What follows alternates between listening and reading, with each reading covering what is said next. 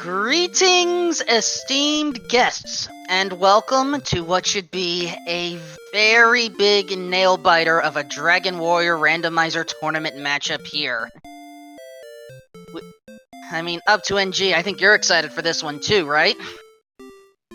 Yeah, the greatest thing here is that it's a battle of 2 and 2, so it's, win and you're in, otherwise, you're not in. So it's almost like the bracket stage has started a week early for these guys, right? It's basically they have to win this week or the tournament's over. And another great thing about how the Swiss system works is that by the time you get to week 5, it's supposed to be, a really even matchup, So we should have a nice, close, competitive race tonight. If a little bit of a long haul here, by the way, we should introduce our runners here. We have AmazingToaster on your left and Zman050778 on your right. We'll probably stick to Z-Man throughout the majority of this. And both of them have effectively been mirrors of each other, as we basically both had win, loss, loss, win, and both are basically hoping to get something good out of this throne room. Just gotta finish talking to the king.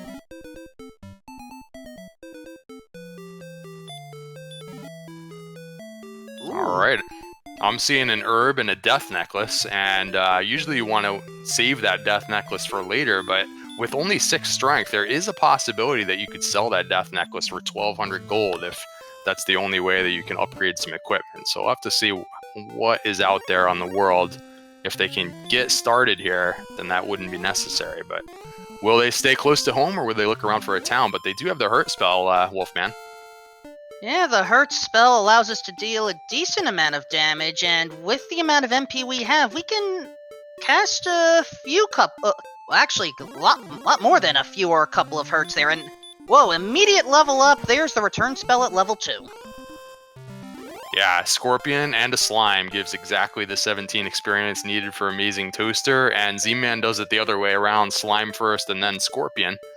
So, level 3 for Z-Man as well. We got a quick level 4, I believe, for AmazingToaster, or no, did I see that wrong? Okay. I saw it as level 3. Oh, almost level 4. Here we are, 3 points away. So this is a quick... Oh, but wait! The Scorpion has something to say about this. Baby breath. It's funny because they've been high rolling on the hurt, so they've been one-shotting the Scorpion, but it's not guaranteed to one-shot it, and counterattack from that Scorpion sends AmazingToaster home. But they are going to be breezing through the first 4, 5, 6 levels here. The hurt spell is a beautiful thing to start with. It's only 2 MP to cast, so in the early stages when you don't have much MP, sometimes it's almost even better than having hurt more, because you can concentrate on these early enemies, and within a few minutes, you're off and running. Which is actually funny because we started this seed with 3 of our stats in the red. I believe they were hit points, strength, and agility. So when the stats start in red, we start the seed a little bit on the slow side. For instance, low hit points basically means there's no way you can survive a baby breath if it happens. Yeah, both runners hitting level 4, and Z-Man on only 1 hit point is just going to kind of run as far as he can to see if he can find anything before taking a pretty much a intentional death warp there against the Wolf Lord just to refill resources. And AmazingToaster has plenty to work with. I love the sprite over here for actually both players choosing their own custom sprites here. So I recognize Pac-Man, but right. I couldn't tell who AmazingToaster is playing as. I've seen it before, and I think it's a pop quiz for chat because I'm not totally sure. I don't want to say the wrong thing.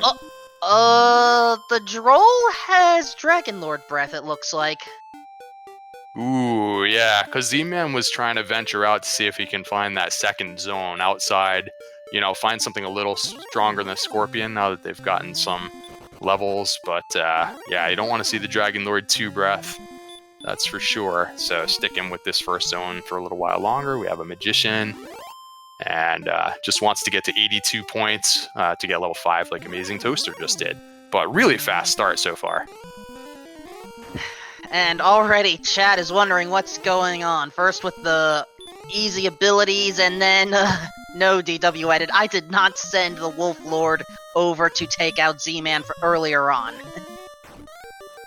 Yeah, so the question now will be, at what point will they feel like they are far enough along to do a little bit of exploration? And one of the things you'd probably want is a heal spell at this point, and so far they haven't gotten it.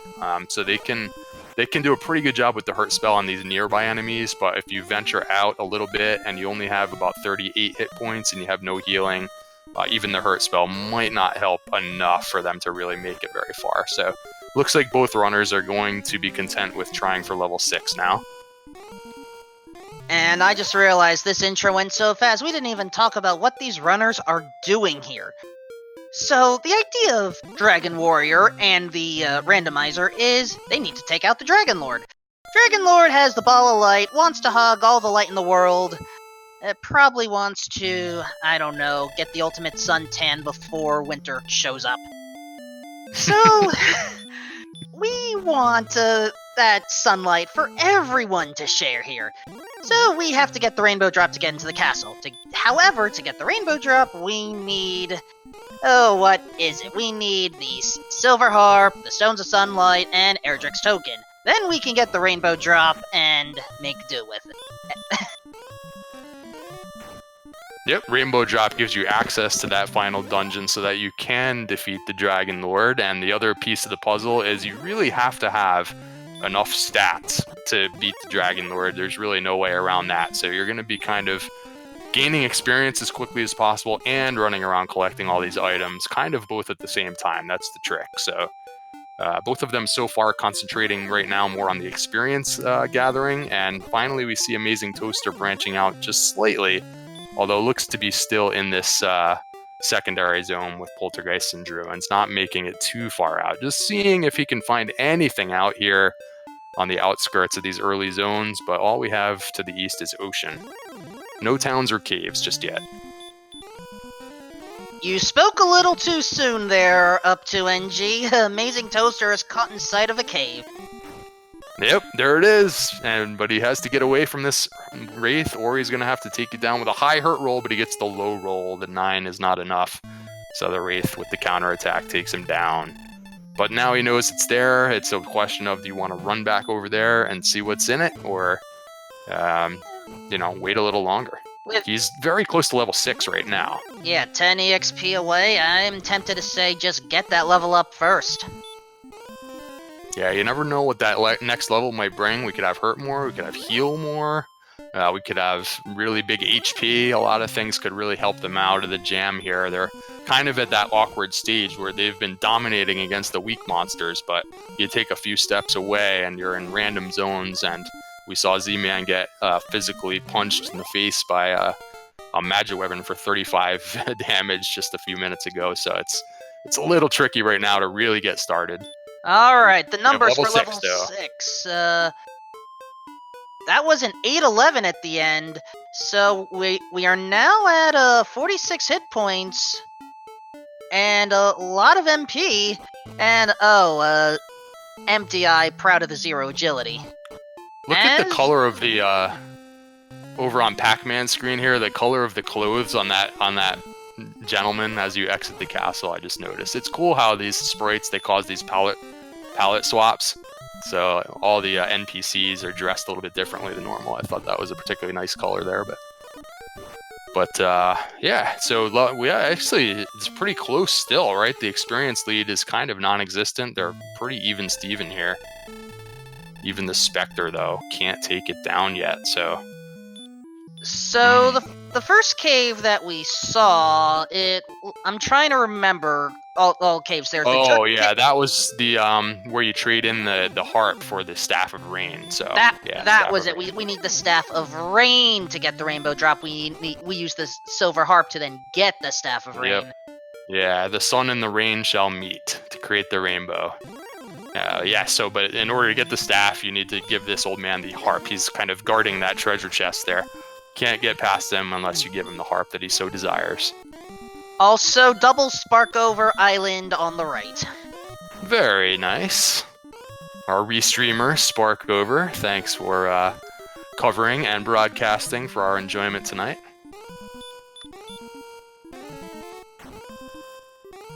good to know that that Wraith is a little vulnerable to sleep here. You know what? Let's actually show what this Wraith can do here. We have this fun little ability. Yeah, that's one of those next monsters that you'll see outside, and the Wolflord's another one. These are like the next best monsters after you get out away from the castle.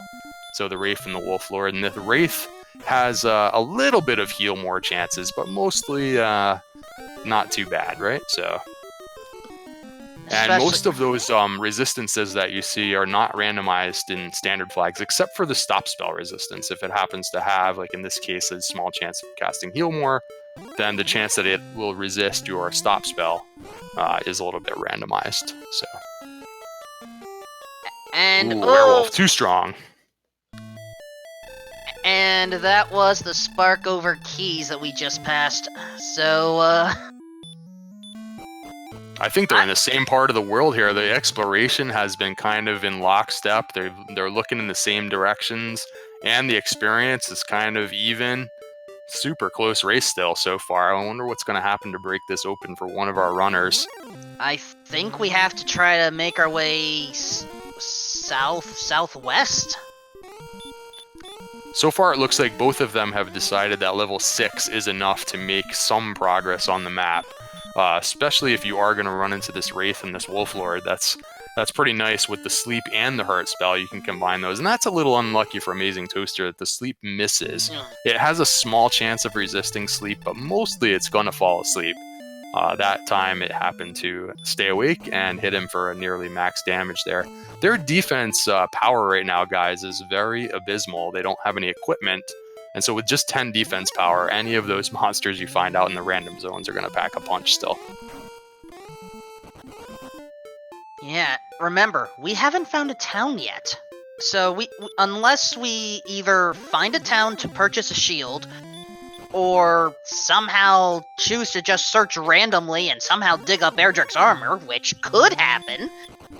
Yeah, that's what those spark over bridges are for, right? Don't they lead to the armor sometimes? People seem to search them. I haven't seen them do that just yet in this one. It's the mountain, the whole mountain range blocking the southwestern part. Yeah, that's another thing I guess we can mention briefly is that we're playing this tournament on a relatively recent version of this randomizer 2.1.2, and the creator has done some tweaking to the map generation to make them a lot more lively in a lot of those ways. Bridges, rivers, and what do we have on level 7? That's heal and stop, and also those are huge numbers, 8, 15, 16, and 3. Thank you, Beta Strep, for covering those. Yeah, and particularly seeing the heal spell is fantastic. In this stage, when you're on these awkward levels to try and make progress, level 6, 7, 8, when you grab that heal spell level 7, you can make so much more progress on the map. You can fight medium enemies to the point where you can, basically almost die, and then you can just heal yourself all the way back up after battle, so you can make it so much further out on the map. Really nice pick up that heal spell. And Z-Man thinking about braving the swamp here, but I don't know. MP's getting a little low, kind of turns back. I'm not sure if he's going to go through here or not. Nope, gonna wait until later maybe to walk across some of these swamps, so going in a different direction now. And, AmazingToaster doesn't want to deal with the Metal Scorpion. There we go, gets away. If I recall correctly, it's the agility stat that helps allow us to run away. Either that, or sometimes these enemies just, Yeah, supposedly the agility factors in for your chances to run, right? It's a common thing amongst runners that get very frustrated by that. What? Agility? Doesn't seem to do anything. Now, this red dragon is going to be very hard to run from at 36 agility, so bad news for AmazingToaster. Runs into the wrong enemy at the wrong time. You can restart back at the castle. It costs you half your gold when this happens, and you get about a 15 to 20 second lecture from the king. So, a slight penalty for dying in multiple ways. Sharlock sighting for Z-Man, so he's making progress with that heal spell way out onto the map now. But we've only found Harp Cave and Sharlock here. Where's everything else? Yep. So combined with Tantigal Castle, that's exactly 3 locations, and there's 16 of them total. There's 8 towns and castles, and there's 8 caves, and we're not seeing too many of them. We're seeing mostly empty space and blue dragons and red dragons here. Blue dragon, 40 damage to Z-Man with the defense power still under 20, so gonna take a pretty big hit there. They did gain a little bit of HP, as you mentioned, on that last level, Wolfman, with those double-digit gains, so now they're feeling a little bit more comfortable absorbing at least 1 hit like that, but still, it's tough when you can't get away, though. Yeah, and according to Gameboy F9, one of the experts at Dragon Warrior, that was a 40 attack from the Blue Dragon, which doesn't happen often.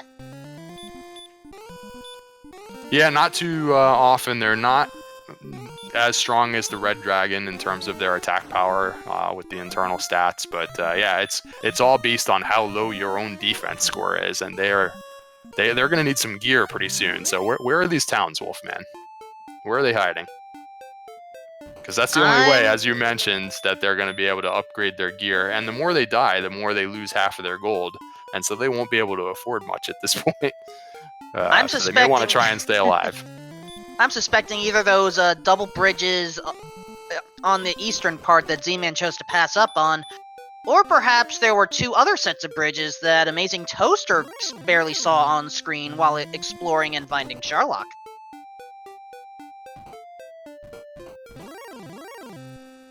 Yeah, some of these maps can be pretty sprawling now, and then you look at this series of bridges and islands, that's great. Oh my gosh, there's 3 bridges, but 2 of them leading nowhere. Are we going to have effectively Swamp Hand over here? Yeah, with this new map generation, sometimes they actually get pretty complicated. You can have series of bridges and islands, a little bit bigger than this usually, but it is a hand of some sort. Seriously, that's look amazing. At this! Sparkover, we found your hand! That is amazing. None of it actually leading anywhere useful, unfortunately, for AmazingToaster. And that was, I think, that same swamp that Z-Man kind of didn't go across. So I don't think he saw, necessarily, that it didn't go anywhere yet. And he'll potentially have to walk all the way back over there just to see that it actually doesn't go anywhere. Z-Man seems to have found himself a little grind zone, Wolfman, in these hills. I don't remember what was actually here, but he likes what he sees, and he's going after something in this little zone here. Well, there are a number of good enemies to grind, but some of them... It would be ideal to have the Hurt More spell, actually. Because yeah, that's why I'm wondering what kind of maybe medium-sized enemy has been popping up. Yeah, the Knight's a little strong. So, like, Sleep does work about half the time. Of course, it didn't work that time, and they pack quite a punch, so if it doesn't fall asleep, Z-Man decides he's going to run away. But I'm guessing he was using Sleep and Hurt on something in that zone because he was looking for it, but now it's just not popping up. Let's see, that zone I do believe had a Magidrake or 2. Also has Metal Scorpions, but I don't think the Metal Scorpions were what Z-Man was looking for. Yeah, comment in chat from Beta Strep. If you found a zone right now that had, let's say, Wolf Lords, Spectres, and Wraiths, that would be an ideal zone because you're not really equipped to absorb really big hits right now, and you want to have the enemies be somewhat susceptible to Sleep and Hurt, and also yield some experience. So there are some middle tier enemies like those listed that would work well, and we've seen a few here and there, but it's hard to get a zone that has like all the things you want, you know? So sometimes you find the perfect enemy, but then the next encounter is a red dragon, or on the other hand, it might be a slime, which is just a waste of your time. So if you do find a really good zone, sometimes it is nice to check it out. And AmazingToaster's found the exact same spot on the map, so identical thinking. They're both walking back and forth, doing a virtual high five. Of all the places all over the map, they both settled in right on this spot here. Now, if I'm recalling correctly, the tile graphic determines the encounter rate more so than the zone itself. Like, I think plains have the lowest encounter rate, swamps pretty high. I don't remember where deserts or forests line up. Oh, absolutely, yeah. So the desert and those hills that he was searching both have the highest encounter rates, just regardless of which monsters are in there. So a lot of times, if you have the choice, you'll try to go into those zones. And Randomizer, it's almost always beneficial to get as many encounters as possible all the time, because you do need that experience for the end of the game. But sometimes when you're actually trying to get somewhere, you'll do the opposite, and you'll try your best to stay like on the grasslands so that you have less encounters. So it's a little bit that, little bit of extra strategy you'll see from our runners here and there. So south through the swamp goes AmazingToaster. They've both found themselves back at the castle quite a few times. I think up in at the corner of our little nameplates there, you'll see what's actually a death counter or tracker, thanks to, is it Archfield Monk tonight? I believe so. He is trying to track how often they're dying, which has been pretty often. So we're up to double digits for AmazingToaster. So yeah, every time you die, like we were saying before, it is a little bit of a setback. But look at how close this lead is, though. 573 to 572. So what a race so far. Really close. And we have a metal slime with baby breath here. Oh, I hate when metal slimes have abilities when you find them early in the game, too, because they're actually really hard to run away from. Of course, if you were to defeat one, it's worth a huge amount of experience, but, if you discover early on that metal slimes have Dragonlord breath or something, and you just really don't want to see them for a while, because they're about the third hardest enemy to run from that you'll find on the overworld, so it can be frustrating. But AmazingToaster manages to survive that encounter, and he's very close to level 8 here. This skeleton would do it, and the Wraith would do it for Z-Man if he manages this as well. The heal spell is a little bit tough to out-heal the damage that the Wraith is doing, but I think he is managing it. He's casting heal like twice for every time that he gets an attack off, but I think he might outlast it that way. And that level up to 8 was 0319. Apparently we were dealing with the factors of 3 there. Yeah, and the 0 for power is usually pretty disappointing when you're kind of struggling to kill mid-tier enemies, so they're going to have to go a whole additional level to get anything significant. A little bit of extra MP is nice, but at this stage it doesn't matter too much, so that's just pretty much a zonk, I guess, for a level. That's disappointing. Well, the extra MP gives us, extra healing ability.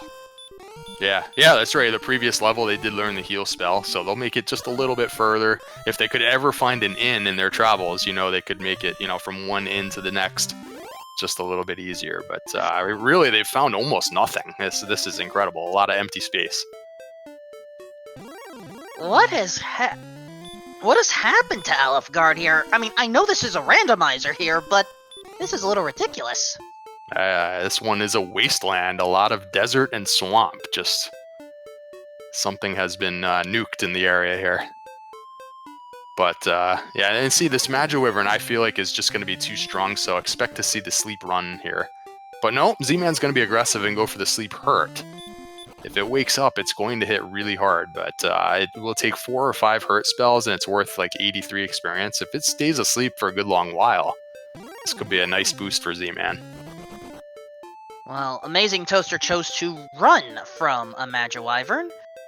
So, let's see, between run versus fight, let's show the stats. Yeah, so Sleep actually works really well on Magiwyvern. It's one of the stronger enemies that Sleep works so well. It only has a 2 out of 16 resistance. So that's the good news. So a lot of times Sleep Run is a good option against them, because your chances to run with agility right now in the 30s would be less than 14 out of 16. But Z-Man actually took it down, I believe. So that is correct. Very nice. Good aggressive play. Also, the metal slimes also have sleep.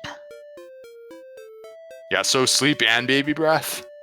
Well, we could always take a look at them as well, see what kind of frequencies they have. I don't know.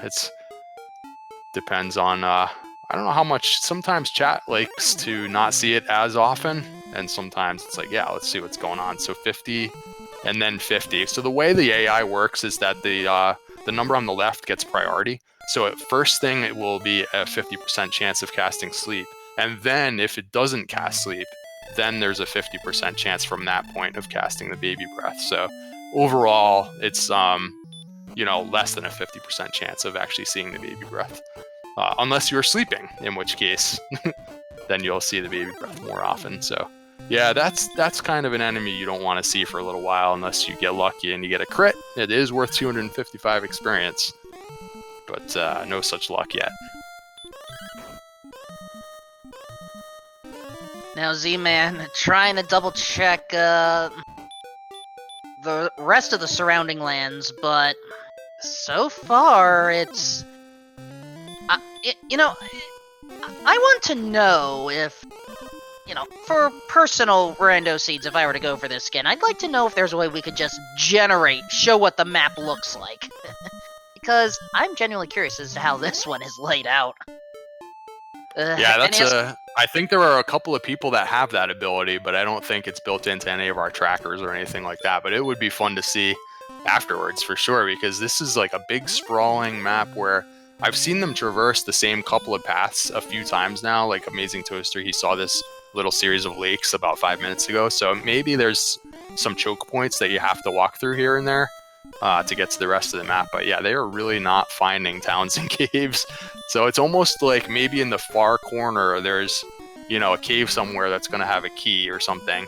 And then we're going to have Swamp Cave under Tantagal, and we're going to have to go to the other continent because this continent seems really empty. This is where, if you are NES Cardinality, you try to take careful notes and try to figure out where to go. Oh yeah, the people that run this game that actually draw really good maps, that is very impressive. And you can see how much it would be helpful in a map like this where they're just seemingly having difficulties. It's either they're having difficulties with the map or they're just not able to make it far enough. So they have to just keep walking over the same areas because they keep dying. It's a little bit of a challenge seed so far where they got off those first 4 or 5 levels quickly. Oh, we have a new cave. All right, so location number 4. But we got off those first few levels, but then they've stalled out on level 6, 7, and 8, despite the fact that they got the heal spell. They're just not able. Oh, was that a town I saw, Wolf? That was a town. Woo! Okay, Jerk Cave right by Sharlock, so we can get the rainbow drop easily. And it's Garanham.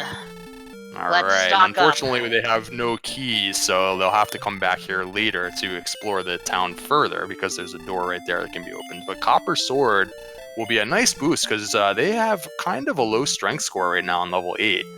So plus 10 for the Copper Sword, for AmazingToaster, and Small Shield gives them a little bit of a bump as well, and we'll get some extra goodies over in the item shop.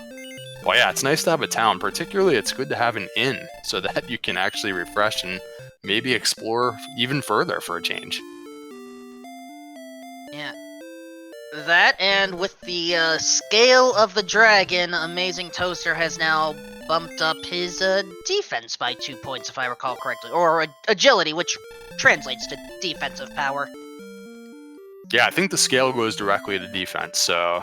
Yep, plus 2 on that. So going from 23 to 25 defense. Still a little bit on the low side. But every little bit helps, especially towards the end. Sometimes that is a factor in what we call defense breaking certain enemies in Charlotte Castle, which can be kind of important. And another trick point for Z-Man. AmazingToaster is searching the oh my gosh. It didn't work, but points for trying. Oh, no item. That's too bad. But yeah, interestingly, so he actually knows now where the Staff of Rain Cave and the Rainbow Drop Cave are. So, and Sharlock. So the 3 actually locations you'll need to to finish the game, to get the Rainbow Drop and finish the game. He actually knows where all of those are now. It's basically everything else that he still needs to find, except for that one town of Garanham. That's basically been it. So, and we're almost half an hour in now, so it's I bet you both runners are feeling a little nervous that they haven't really seen much or found much. You always wonder if your opponent, found a cave somewhere and has Erdrick's sword. So it's just one of those things. The longer the clock ticks by, the more you're like getting a little worried. Now, there have been seeds in previous tournaments where, if runners don't feel like they are advancing anywhere within a short period of time, well, one case 20 minutes before, they may choose to say, okay, this seed is bad, let's go for a re-roll, and it happens. I've rolled one of those seeds that was re-rolled once, so I should know. And, this is not that does happen occasionally. At least they got off the ground in this one. They're out there doing things. It's just it's been a little bit tough with the exploration. So the knight that AmazingToaster ran into happens to have sleep now, and I don't think we saw that earlier. So wonder if that was a surprise. Low percentage sleep, and that's the more enemies that have things like that are in that zone of enemies that you're kind of looking for right now, the harder it is to really gain any ground, because that's just one less monster, kind of medium-sized monster that you can target for a little while. They do have stop spell, so it may be something you might want to try blocking the spell the next time you run into one, but yeah, it's been a little tricky. Some of these enemies are fighting back in this one. Well, ooh, excellent move, aka critical hit, aka I am going to butcher it in Japanese, so I'm not going to bother. But yeah. Yes, Kaishin something. Kaishin no Ichigeki? There. We got it. Very good. It's a very rare occurrence. I think it's 1 out of 32 chance that you'll ever get a critical hit, so when you see one, it's always exciting. And what's not exciting for Z-Man is this red dragon blocking him in front. And then tried to manipulate it, but no go here. Nope, still just 39 agility for our runners, which gives him about, fuzzy math says like a 22% chance of running from that red dragon. So you try, and you fully expect it not to work, and he's just gonna send you home. So yeah, look at double-digit death COD counters going on here. 13 deaths for AmazingToaster, 15 for Z-Man. That's an average of 1 death every 2 minutes so far, approximately. So that is a sign of a relatively challenging seed.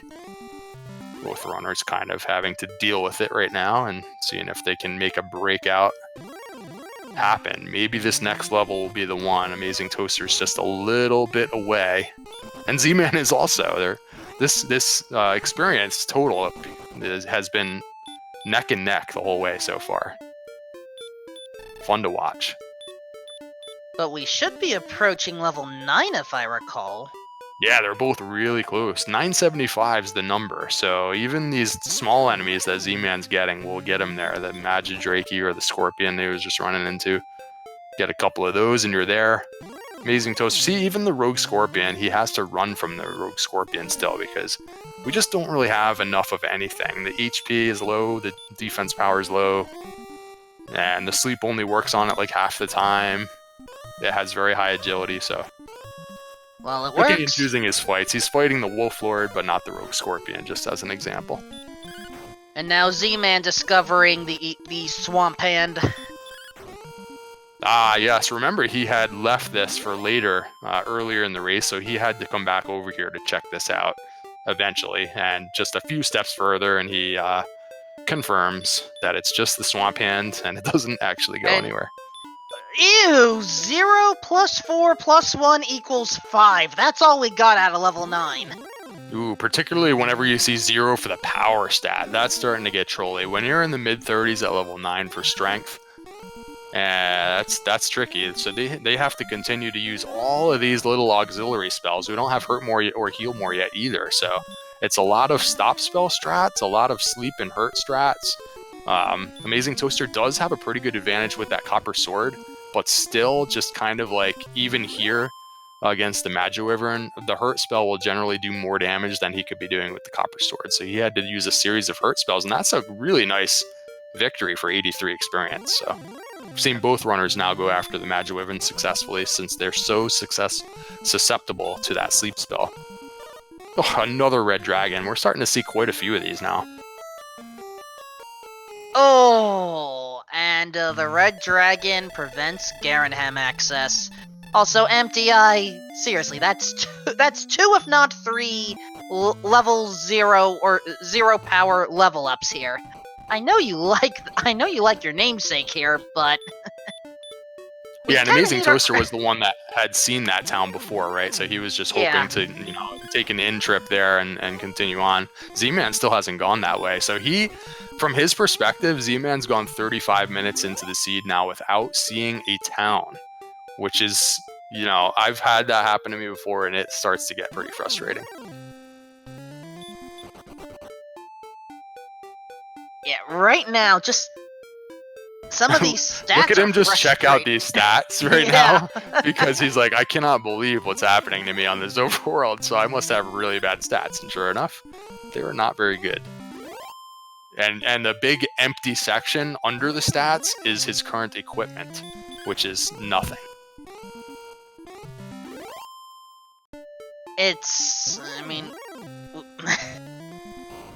How often do we get to call seeds like this? Yeah, this is actually kind of a fun one because it's not so terrible that they're just still on level 1 or something, but they have to use a lot of their skills now. They got these little spells that they can use on certain monsters. They got to pick and choose their fights. It's a little bit of a challenge with the exploration. Got to keep track of the map. It's kind of a perfect challenge for a 2-2 against 2-2 race. Winner's going to move on tonight.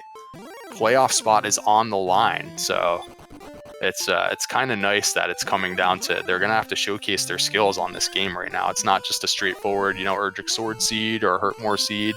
This is a thinker. They got to think their way through this one, and you can see how close it is between the two. Still just 100 points or so separating the experience lead. So they've both done a really nice job with kind of a challenging seed.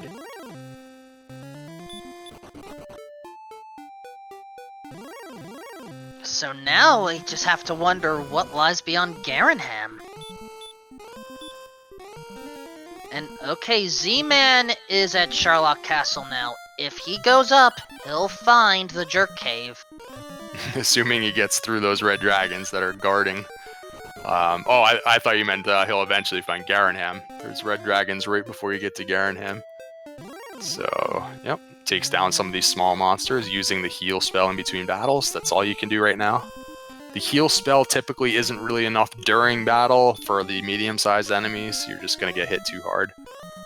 So he's basically trying to heal up between battles. There is the cave. And he sees the town, and he's going for the town first. He's like, U-turn!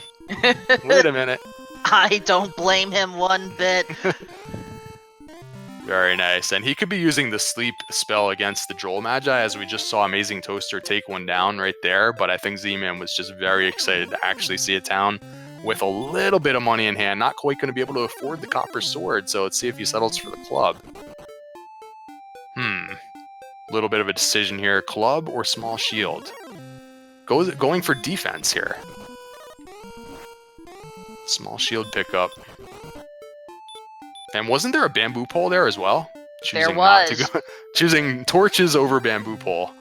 So just not worried about offense at all. He's got the hurt spell. That's enough. Okay, AmazingToaster back in this western bridge portion. Immediate red dragon before finding out what that cave was. He was like 2 steps from the cave and didn't go in. So he has no idea what it is. There's another town. And, on AmazingToaster's sign, we finally have a town. But poor Z-Man, he had passed up the opportunity to see what that cave was in order to get to the town. But what's going on here? We have coal. Yep, so what is south of the fountain? Erdrick's armor! Thank you! Oh, this is a nice advantage for the near future for AmazingToaster, because that gives him quite a bit of defense power, and he'll also have some heal walking to go along with that heal spell, which stretches those resources quite a bit further on the overworld now. So Nice find for AmazingToaster, and that town was pretty far out of the way down on this southern coastline here. Not only that, but Silver Shield is available for purchase. The problem? We need a good way to get some funds. Now, admittedly, Erdrick's armor being the most... Typically. Erdrick's armor is... first you'll... Oh, yeah, Erdrick's armor is the most powerful armor you're going to get. Even the armor that you can buy with money, the magic armor, kind of pales in comparison. You get to heal 1 HP per step. You don't take any swamp damage. We see more towns. Breckenary, well, apparently we're still going in it. Yeah, he could upgrade to the hand axe here. He's got enough money, so he's just wants to check real quick. But no, chainmail is not a thing now. He has Erdrick's armor, so... yep, just checking the shop here. Probably the town he wanted to see was Rimmeldar, because as you mentioned, in order to get the funds necessary for the Silver Shield, typically the first thing you're going to want is keys. And here's another way that you might get keys. He's got access to 5 treasure chests in the mountain cave. And chest number 1, gold. Which may come in handy. The reason I say that, so there is such a thing as a gold grind. But in order for this to work, we have to open 8 chests without traversing to an overworld area. And then the 9th chest, assuming we even have access to gold... nope, torch doesn't help. Yep, so the most common way to do that will be to death warp back to Tentacle Castle, but the chests in Tentacle Castle are behind a door. So you can't really do that unless you find a key in here, and so far 4 out of 5 chests have been opened and no dice. No keys and no quest items either, I don't think, right? So a lot of nothing so far. Gold, torch, herb, death. Wait, death isn't a thing. Oh, that happened on Z-Man's side. Sorry. More carnage. And there is one more chest here if AmazingToaster gets to it. There's a lot of actually easier enemies in here. Now the knight does have the sleep spell, so he's going to put the knight to sleep instead. Battle of the sleep spells. A few steps away from the chest. Well, probably above anything else. Probably would want the sword, but the next best thing you could find in here right now would be a key. And then would have to be defeated in here. Final chest, gold. Oh, this is not... Alright. Mountain Cave is effectively a zonk. Yep. Got some gold the old-fashioned way if he were to somehow, like, get out of this dungeon. He's got no outside spell to work with, by the way. But if he were to get out of here and get to a town, he could upgrade, let's say, to a broadsword right now. But, yeah, for the most part, there wasn't really anything useful in this cave. And right now, I'm not sure if he's trying to death warp. Nope, looks like he was just having some issues with that knight. So, with no outside spell, he would have to walk all the way back out of here. I think it's worth the effort, though, because he's pretty far out on the map. And there is a town right next door with Breckenary where he could refresh at the inn, assuming he can make it out of here. So he could continue his exploration from here. So he's got some work to do to get out of the cave, and poor Z-Man just cannot find anything.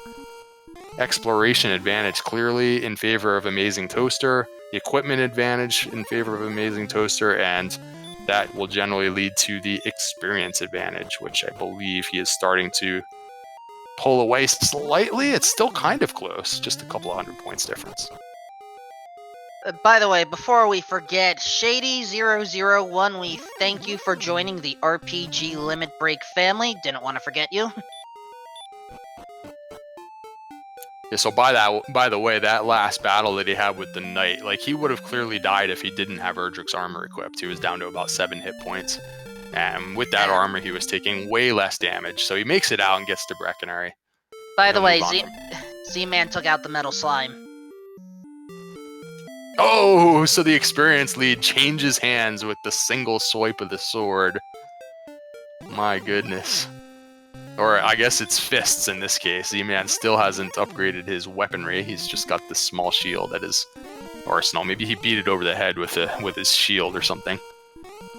So Z-Man is Goofy from Kingdom Hearts. Got it. Yep, and very close to level 10, so Z-Man could be the first to the next level, which you never know what that could yield. Looking for the big hurt more, of course, in this situation where the seed has been a little bit difficult. That would really help.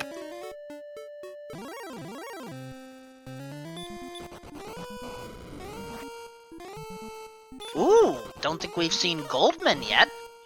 Oh, and I don't think we want to see Goldman anymore. That was, Dragonlord breath.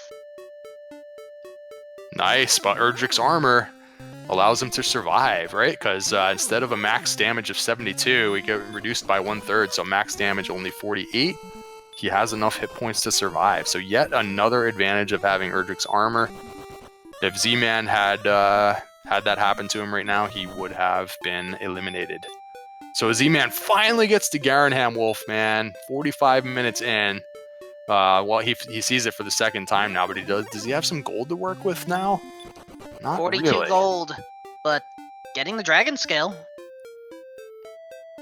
Oh, I guess I missed him upgrading to the copper sword. So same weapon now that AmazingToaster has, just a little bit lacking in that armor department. Oh, and now AmazingToaster has encountered a metal slime. Yeah, he saw a few of these earlier on with no success. Remember, they have the, I think you said they had the baby breath. So early on, it was like, wow, we really don't want to see these. But now, I think he would welcome the opportunity, but not successful that time. Alright, Z-Man is actually exploring east. Oh my gosh, Goldmen and Golems nearby. Yep, and 43 agility, still kind of on the low side, and you are going to get blocked by golems here and there, and they do have the hurt more. Ooh. So, tough luck there. Golems with hurt more, Goldmen with Dragonlord breath. That's certainly an interesting set of defense. Yep, what are we going to see from the Stone Man to complete the trio of that type of enemy? May not see one until Sharlock. I don't think we've seen one yet. Which also probably means we're going to end up seeing that one with heal more just to be the annoying one. Yeah. Or the dreaded Wombo combo, which I don't know if we've seen the actual Wombo combo yet, but that is the nightmare scenario in Sharlock Castle. The sleep and the Dragonlord breath. Ooh. Hold on, level up has taken place. 6, 5, 5, 15, no spell. Alright. Reasonable stat gains there. And, right, that's Breckenary. So that puts the strength score up into the 40s, which is still not great. Agility into the high 40s, which now means that they are technically a favorite to run from all enemies except for the Red Dragon and the Armored Knight, and possibly the Metal Slime as well. But still not particularly good. They would want a lot more agility before they go into Sharlock. And no spells, unfortunately, means no hurt more for another level, and no heal more either, so. Some in chat were asking about, Drolls possibly having this, special combo. I'm gonna pull their stats up, since we've seen a few Drolls by now. There you go! We found one. A low percentage sleep spell, but it is there. So if it does put you to sleep, there's a chance that you could have multiple Dragonlord breaths to the face, which that is the problem with the Wombo combo. You don't necessarily wake up, even after getting set on fire. So, yeah, so that's the only enemy we've seen with that combo, but I don't think we've seen all the enemies yet, right? So, what other Sharlock enemies haven't we seen? I don't think we've seen Stone Man. I don't recall seeing a Green Dragon yet. Unfortunately, I haven't memorized the list. There's a handful out there still that could cause problems. So AmazingToaster now is going to try and swipe at the Rogue Scorpion, and does 1 damage. So Rogue Scorpion's kind of a weird enemy because they have a very high agility stat, which means that they have high defense power. Even though they have a little bit low end on the HP, If you just can't damage them at all, then you have to resort to the hurt spell, which he is doing. And fortunately, he does have the Erdrick's armor now, so he's taking a lot less damage, enabling for him to just kind of outlast the Rogue Scorpion with these hurt spells. We saw about 10 minutes ago, he ran into a Rogue Scorpion and was unable to fight it. He just ran away. So, what a difference the armor makes. Alright, both of our runners recharging right now. Not a bad idea. Yeah, I think Z-Man would prefer to be recharging at this location that AmazingToaster is, and thou hast not a key. So, no. Z-Man, I think, doing that on purpose for our amusement. Clearly a little bit frustrated about having not really found anything yet. Yeah, and wanted to take the door away from the hinges, but, doesn't work like that here. Yep, not in standard flags. We've seen a few alternate flag set runs where you can choose to have those doors open automatically without using keys, which in this case, I think Z-Man would really love that option, but no. Hold on, I see a town. This is not Cole, though. Cole was over on the coastline, but this could be Rimmeldar, right? I don't think we've seen this town. We haven't seen Could also Rimmeldar, be we haven't seen Hawksnest. Cantlin. And Hawksness, yes. Ah, Cantlin the shopping mall. Just in time. He had 2 HP he was running around with. Chose not to heal up at the last moment and avoided the encounter. So 100 gold for the inn, but he'll gladly pay. Gets refreshed here. Doesn't have any keys, so can't check the coordinates. There are 2 shops that he could just peruse if he had any money to spend. Looks like he's just going to take the inn and move on this time. And there's a cave nearby as well. So we're finally starting to find a few things here. So right now, we need a magic key. Yep, they're starting to be pretty key blocked. We saw no key in the entire mountain cave. Other free chests that might have one would include Tablet Cave, Stones of Sunlight Cave, or the top sections of the Grave, for example. So we'll see which cave this is, if Z-Man can outlast the Metal Scorpion here. Maybe he'll have an opportunity to find a key. And this cave?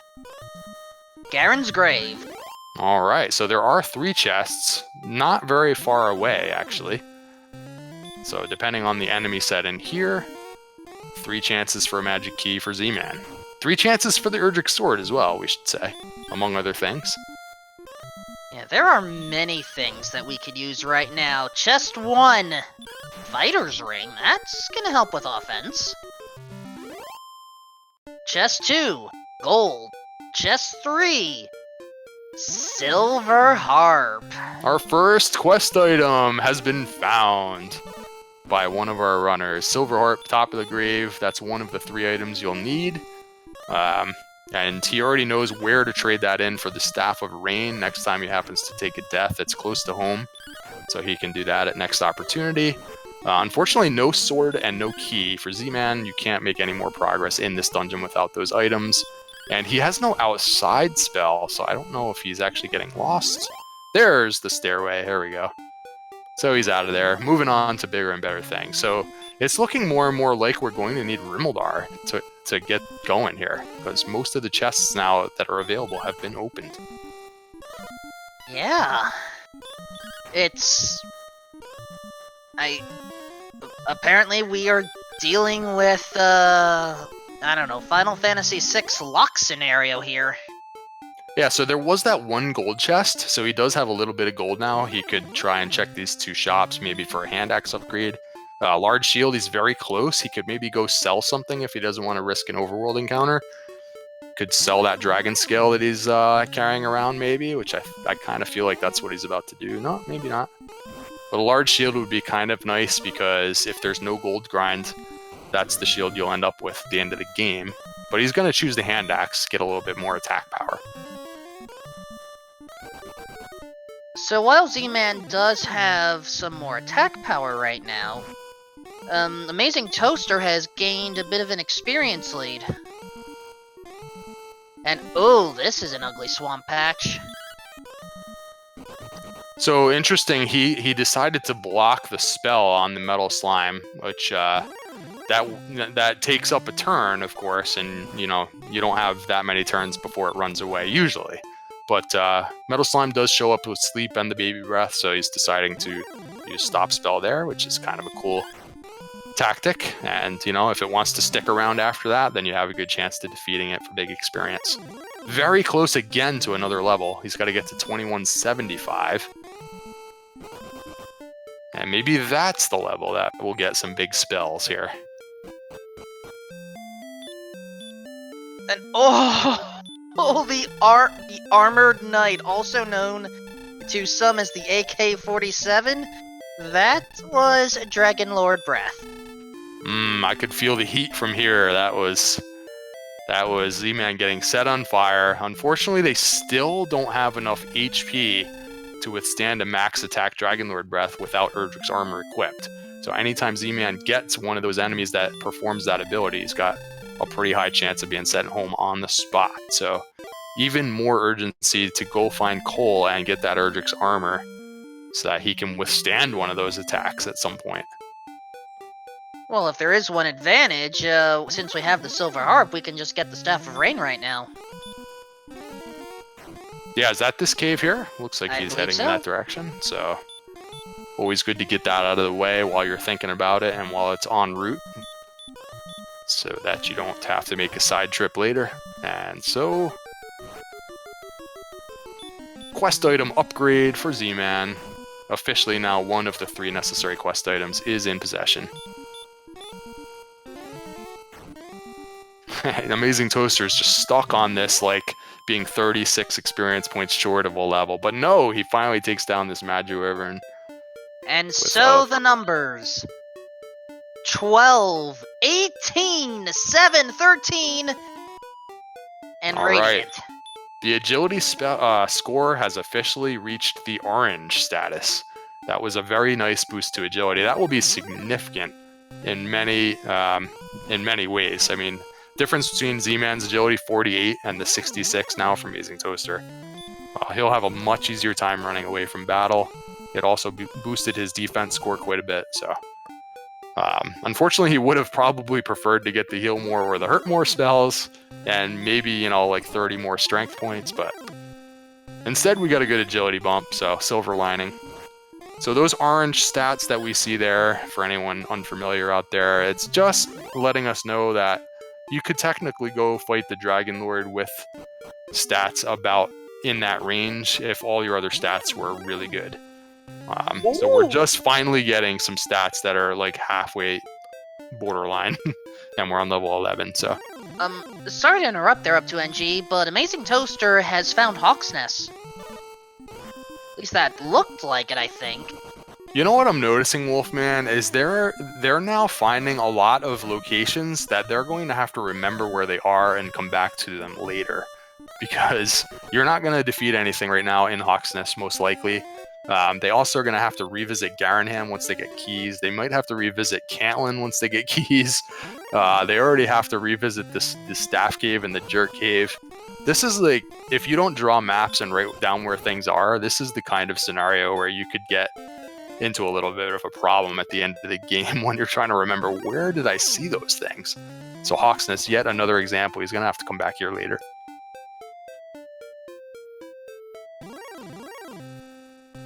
Which means we're just down to one remaining town, Rimmaldar. It's not like that would be useful for any reason, right?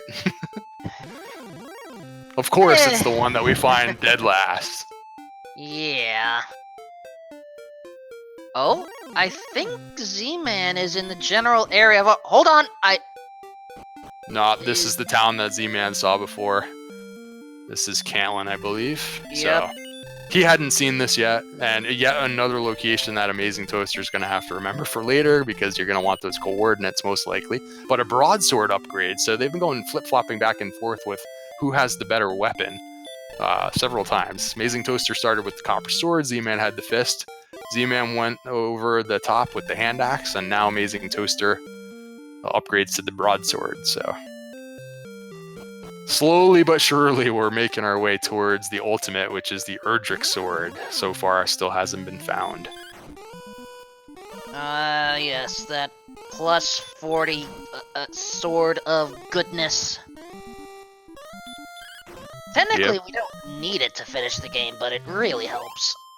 Yeah, and we have very low strength so far. You never know, you could get a giant upgrade on any level up, but yeah, on a low strength seed, man, would it be nice to just find Erdrick's sword sitting on like the Stones of Sunlight cave right now or something, you know what I mean?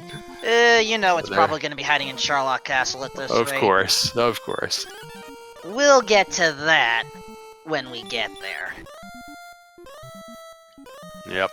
There's still a cave in the basement of Tanticle Castle that we can't get to yet. There's another cave in Garenham that we don't know what that is yet. And yeah, other than that, we're running out of places to look around for. So they kind of want Rimmeldar in a big way. And I think the old man can't find it. I think the old man's getting impatient too. Come to my garden. We have in our tracker here. So he's inviting. Yeah, the garden, aka the Garden of Death, is what I call that section. Because there are, electrical tiles, which I sometimes like to equate to, dangerous plants that can hurt you, and apparently someone has to tend to them. But in order to even get to the garden, we need a key. So apparently we are now messing with the secret garden. It's funny, as far as ahead as AmazingToaster seems like he's been lately with, finding Erdrick's armor and getting some experience leads and stuff. If Z-Man finds Rimmeldar and AmazingToaster for some reason goes 20 minutes without finding it, this could change dramatically. I mean, all of a sudden you have access to lots of locations, including the treasury and Tanticle. It could have the sword, for example. Could be sitting right there. This is kind of becoming a race to find Rimmeldar on the map.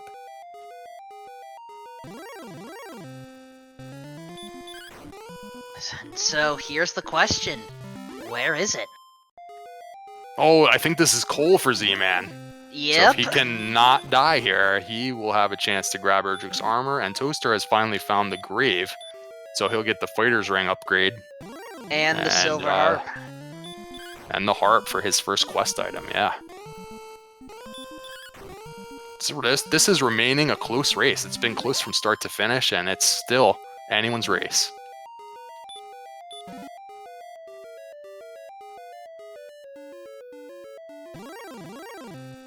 Harp acquired, armor acquired. Our runners are getting close to each other.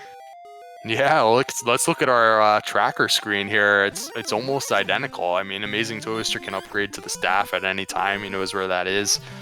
He has the slight weapon upgrade over Z-Man still, but he's one level further along. That's about to change. So it's pretty tight. I can't think of anything that one runner has found necessarily that the other doesn't know where it is. I think they've both seen Cantwin now. They've both seen, the earlier things like Sharlock and the Rainbow Drop Cave. So they're both mostly just looking for Rimmeldar now.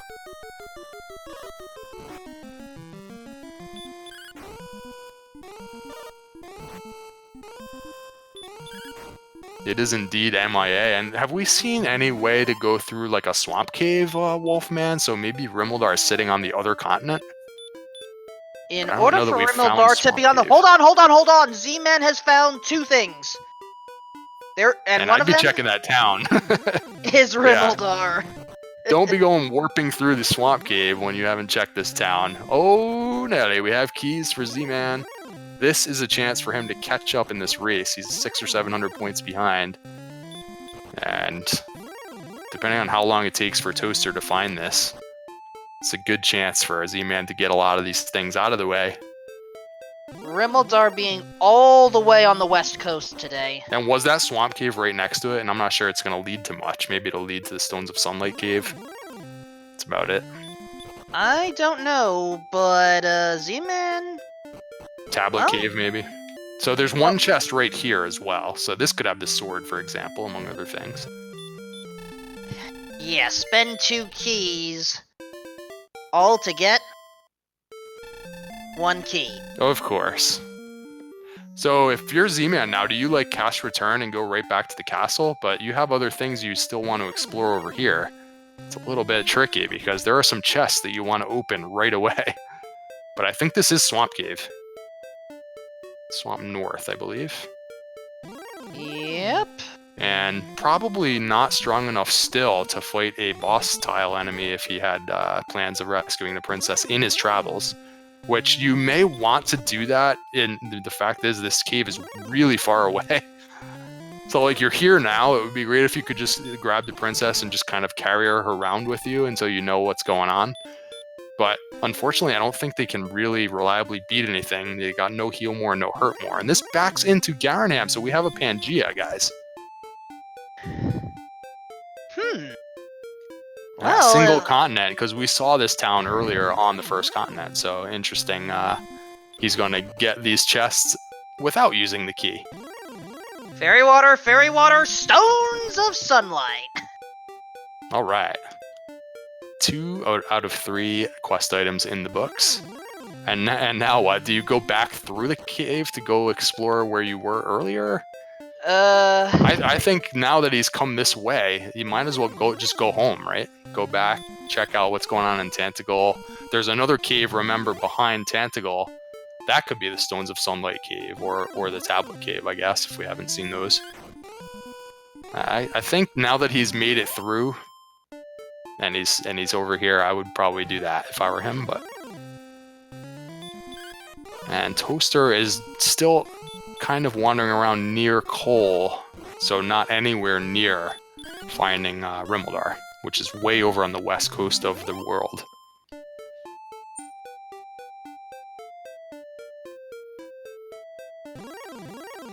It's on the west. Oh, he's somewhere. gonna upgrade. Oh no, he upgraded already. Sorry about that. I'm forgetting which part of the west, whether it's northwest, west-west, or southwest. Oh, where Rimuldar is? I don't remember Yeah. for sure, but it was right on the edge of the world there, and this is kind of pretty far east where Cole is, I think, isn't it?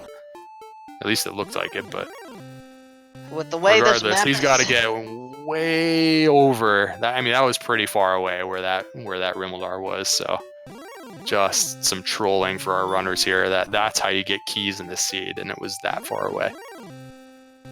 So Z-Man still hasn't been back to the castle yet, right? Since getting keys. Here's the rainbow drop, but he doesn't yet have the token. For him, he's going to want to start finding some search spots. He's got some quest items, but yeah, the token could be on a search spot. Z-Man didn't see Hawksness though, right? That was Toaster that found Hawksness. That is correct. He does know where Catelyn is. What is Z-Man... What's his plan here? I'm trying to figure out what he's got in mind here. Oh, there we go. Toaster has found him. Okay. Just pops in there and sees that it was a dark cave. Probably just checking to see if it was Stones of Sunlight cave, but it wasn't. And now we have keys for Amazing Toaster. So that was only like less than 5 minutes apart for keys, right? After an hour of roaming around, they actually got keys pretty close to each other. Yeah, 5 or 10. So yet again, this is kind of a close race again. It's been close the whole time. This is exciting.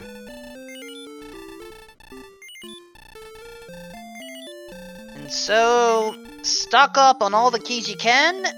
Z-Man has now gained his level up with grand numbers, and stat-wise, we are just one weapon difference.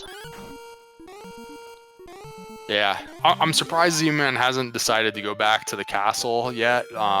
Maybe he's just waiting to the point when he just dies, like, just naturally. Maybe he runs into a red dragon and dies or something. And meanwhile, he's just going to explore while he's out here. And he does find Hawksness, which is one of the search spots that he needs. Unfortunately, again, what can you beat right now? Because you don't even have heal more. I don't know. With 70 attack power, I'm not even sure that you're damaging an Axe Knight very much right now. Might be doing like 8 damage to an Axe Knight or something. I don't know. He's going to go see what it is. Maybe he'll find something that spams, stop spell into the wind while with Erdrick's armor equipped. Or maybe this Stone Man will stay asleep, so... Oh, that was the Stone Man we were looking for, apparently. Yeah, he's hanging out in Hawksness. And if he takes a really long nap, he actually could beat this monster. It might be the only monster he's got a really good chance to beat. So, interesting. And if the token is sitting here, then he is going to be able to get the rainbow drop at any time. So, and it will enable him to skip some things, like he won't necessarily want to check the bottom of the grave and things like that. But Amazing Toaster, Blue Dragon at guarding Princess Gwaelin, and Z-Man falls to the Stone Man. All right. Oh, what did it have? Did it have something? I'm pulling up the stats now. 96 damage somebody counted. It just woke up too often, probably. Yeah, just fight, Yep. fight. It just woke up too much. That's too bad. But taking the opportunity to check the treasury. Oh, good thing he died. Because now he has Erdrick's sword that much faster. Sword, gold, scale. All right, good news. And also what that means is there's currently no gold grind available unless there's something back here like a tablet cave or a Stones of Sunlight cave that has a gold chest. So he's going to go check it out now. Well, do remember that you could die in, you could open the chest in Mountain Cave, die, and then head back to Treasury. There's your gold grind. Oh, but there was no gold there, I thought. Wasn't it just the dragon scale and the sword? And did I miss the gold chest? Mountain Cave, the first chest and the last chest had gold. Wait, what just happened for Z-Man? Did he not check the basement? Does he feel like he doesn't need treasure chests anymore? Because I don't know that we've seen 2 cursed belts. Correct me if I'm wrong. Do we know that the token can't be in a chest right now? Token has to be in a search spot. It has to be? That's what I recall, but... Oh, no, I mean, just in general, it can be in a chest or on a search spot. But if, there are some scenarios where you could narrow it down if you have enough information, but I'm not sure that he knows that right now. I don't know. Maybe he just wants to go to Hawksness first and see if it's there. Maybe chat can upgrade me. Does Z-Man know for sure that it can't be in a chest right now? Okay, thank you, chat. The armor has to be at a search spot. Yeah, like in other words, if you find, it's kind of a quirky thing, but if you find 2 cursed belts just out and about, then you know that the token can't be in a chest. Because if it is in a chest, it replaces one of the cursed belts. But yeah, I don't believe that he's seen 2 cursed belts. I don't think that he's found the fairy flute, for example. Oh, look at Amazing Toaster! It's weird that he didn't check the basement, but hey, Toaster's about to get the sword now too, so... And apparently there is gold there. Sorry about that. I didn't see the gold. You were telling me there was a gold grind. Sorry, Wolfman. And I think, we're taking advantage of it. Yeah, wasn't it the very first town, or maybe the second town, where you said there was a silver shield right there, right? Wasn't it, that was in Breckenridge? Cole. Or it was in Cole, okay. Well, you can bet that he remembers where that is, so that's a pretty big boost if he gets the silver shield. Also, from the small shield that he has. I don't know that we've even seen a large shield, so this will be a big boost. I think we have seen a large shield, I don't remember where, but also we missed the level up to level 12. Those numbers appear to be 3962. Oh, that's right. I remember there was a large shield in Cantlin because Z-Man was 12 gold short at the time, and then he went for the hand axe. So yeah, those numbers for level 12, I'm not so sure they're loving those numbers either. The strength score is starting to become a problem. They're going to need, potentially several more levels before that comes into the orange. And, there we go. Z-Man just bought a large shield, and now it is time to visit the Garden of Death. Yeah. No death in this case, because Erdrick's armor. And that's countable, guys. I say with confidence, having no memory of what the overworld looked like. Maybe it's not countable, but seems close. Oh, Amazing Toaster found the Stones of Sunlight Cave. Z-Man missed it, and inside... nothing. Well, that was anticlimactic. Ooh, yeah. Yeah, if that was the token, for example, that would have been kind of a big deal. I don't see Z-Man going there for a long time, so... I'm waiting for chat to, let me know that the token has to be on a spot, because I don't think that we've seen enough information for him to know that, but... here's the upgrade for Toaster now, so he'll go with the staff. So staff and stones for both runners. Neither runner has the token, but Z-Man does have the coordinates now, which that's another side trip AmazingToaster will have to refine Cantlin if he wants those coordinates. Coordinates could still be the fairy flute, guys. It could lead them to the token or the flute. There's no reason to know which one it is at this point, but... At this rate, I Hawksness for Z-Man now. Yeah, I agree. Stoneman's definitely beatable, so it's kind of interesting that he knows that and he's going to go back to it. If it was like a red dragon here or something, he would wait for later until he learns Heal More. But right now, even without Heal More and Hurt More, you can still beat a Stoneman right now. You just have to have good sleep luck. So, gonna take another whack at it here, puts him to sleep. And now with the extra offense, this'll go down much quicker. Still gonna take 4 or 5 hits because their strength score is so low. But yeah, maybe even 6 hits. Hopefully he stays asleep for Z-Man. You spoke a little soon there. He wakes up, goes back to sleep. Oh, And he goes then down. Stays asleep. The search spot. Nothing. Yep. So, I mean, he can cast Return now and immediately start counting out these coordinates. It has to be the token at this point. Because the old man does give coordinates, and if he gives coordinates, something has to be there. Oh, wait, I still think that's not enough information. I think it still actually can be the flute, and the token still could be in the chest, actually. And there are 2 chests still available. Garen's Grave, back. Mm-hmm. That's right. Yeah, they didn't have keys when they first found the grave, so those 2 chests at the bottom are still out there. And you're going to have to go across this water, so I may have spoke too soon. Oh, that's countable, guys. No problem. Nope, it's across the water. As it often is in version 2.1.2. We have mouse action right now.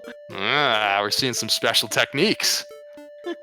Get yourself a count, get a reference point. He knows, is that the hand? Is that the hand on the other side? I don't know. Nope, it's something that looks a little bit like the hand, but he probably knows where that is, so he'll go pick up his count from the other side. Jotting down some notes here. You gotta walk all the way down here to get there? Wow, that's brutal. Well, I guess we may not need to utilize the Gwalen positioning system, so those that are a fan of Forced Love, first of all, what's wrong with you? Second of all, not today. Zarnak's in chat complaining about tool-assisted runs, yeah. Yep.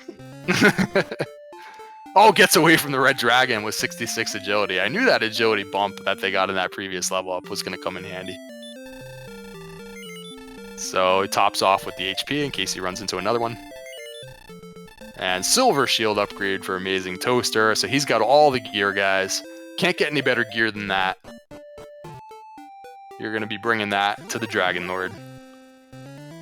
Yeah, with that defensive power of 87, we have guaranteed that AmazingToaster will suffer no more than 48 damage of physical attacks. Yep, that is great, and that's what puts that stat into the green, meaning it would be go time for the Dragonlord if, you know, you had other green stats.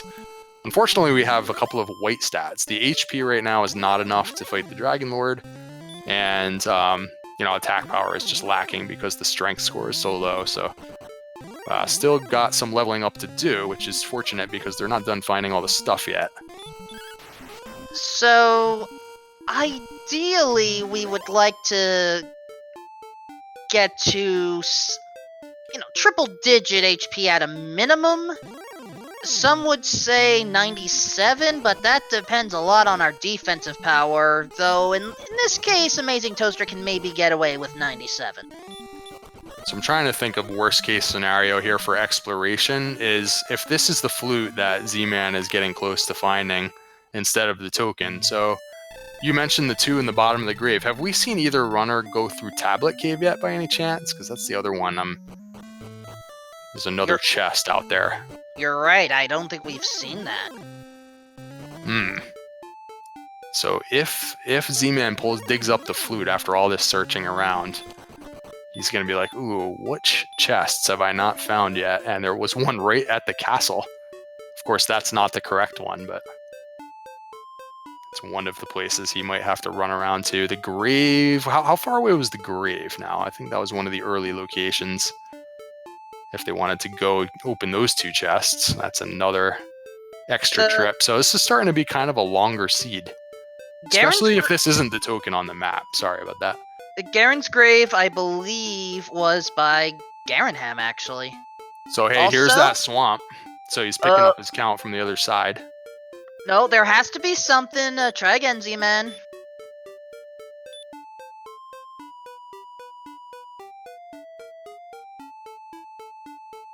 And... Erdrick's token. Oh, it pays off. Z-Man, it pays off. So he doesn't have to open any of those chests that we just talked about. All those little loose ends, they were kind of scattered around the map. 2 in the grave, 1 back at the castle, tablet cave, who knows where. But nope, Z-Man officially now in grind and go mode. He knows where the Rainbow Drop Cave is. It's actually fairly close to Sherlock, if I recall. So he just needs levels now. So he's the first one to get himself into a position where he can dedicate himself to the grind, but he has a 700-point deficit. So how long will it take for AmazingToaster to finish getting the items so that he can match how quickly Z-Man is going to start putting together some experience points? Right now, it's hard to say. We are right now at the part where AmazingToaster needs to go to Cantlin. Z-Man needs strength. Ooh! Also need healing. Yeah, so there are 2 possible search spots for AmazingToaster, unless I wasn't seeing it, unless I missed it completely. I don't think he's taken on the Stone Man yet in Hawksness. Did he actually get the coordinates yet, or is he trying to refine Cantlin? Because if, he has to get to Cantlin, get the coordinates, and then, do that count if he desires, or he could try Hawksness again, which I guess that's what this is, right? No, he's back at Cantlin, so I think he still hasn't gotten the coordinates. So he's got a little bit to do before he gets this token here, and Z-Man has this opportunity for the next few minutes to try and overtake the experience point lead. Unfortunately, there's not a fast way to get those points right now because they don't have heal more or hurt more yet. So it's sort of like what do you fight right now?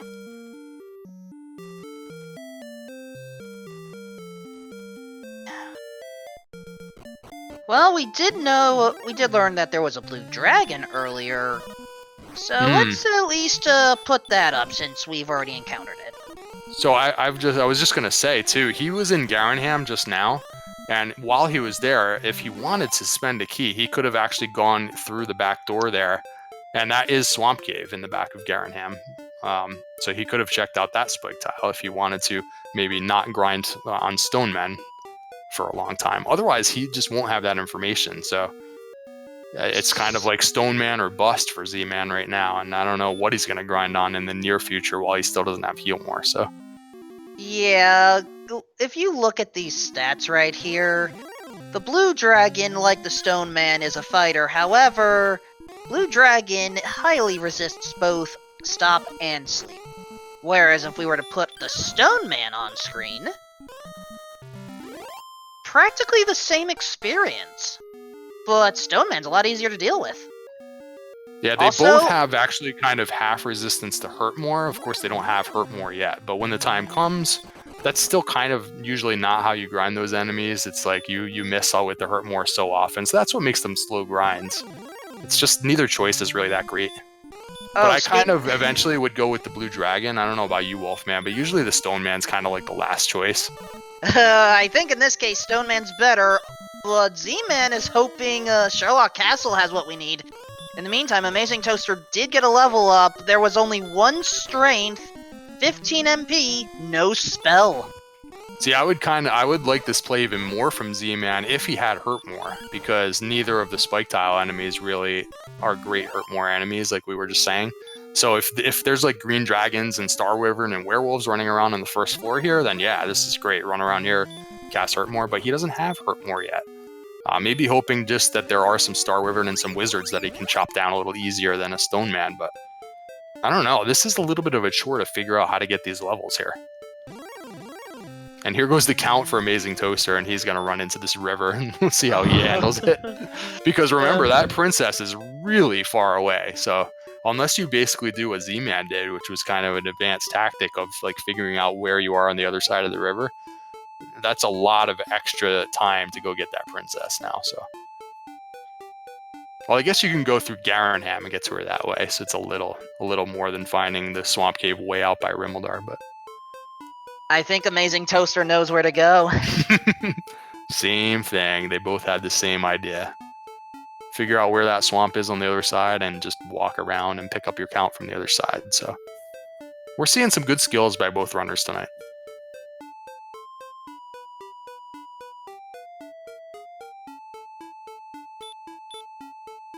And yeah, honestly, I would heavily advise to please give these runners a follow here. AmazingToaster and Zman050778. And does this just command like what work? happened for Z-Man, AmazingToaster manages to get away from the red dragon en route to the token. Unfortunately, he gets a second red dragon. Oh, it gets away again. So the agility score really coming through. It's gotten 2 good bumps in a row out of the last 3 levels or so. The agility way up in the green now for AmazingToaster. Gets away from 2 red dragons so that he can continue hunting for the token. And there we go. Please don't forget to follow my commentary partner up to NG, our Tracker Archfield Monk, our restreamer slash land creator Sparkover.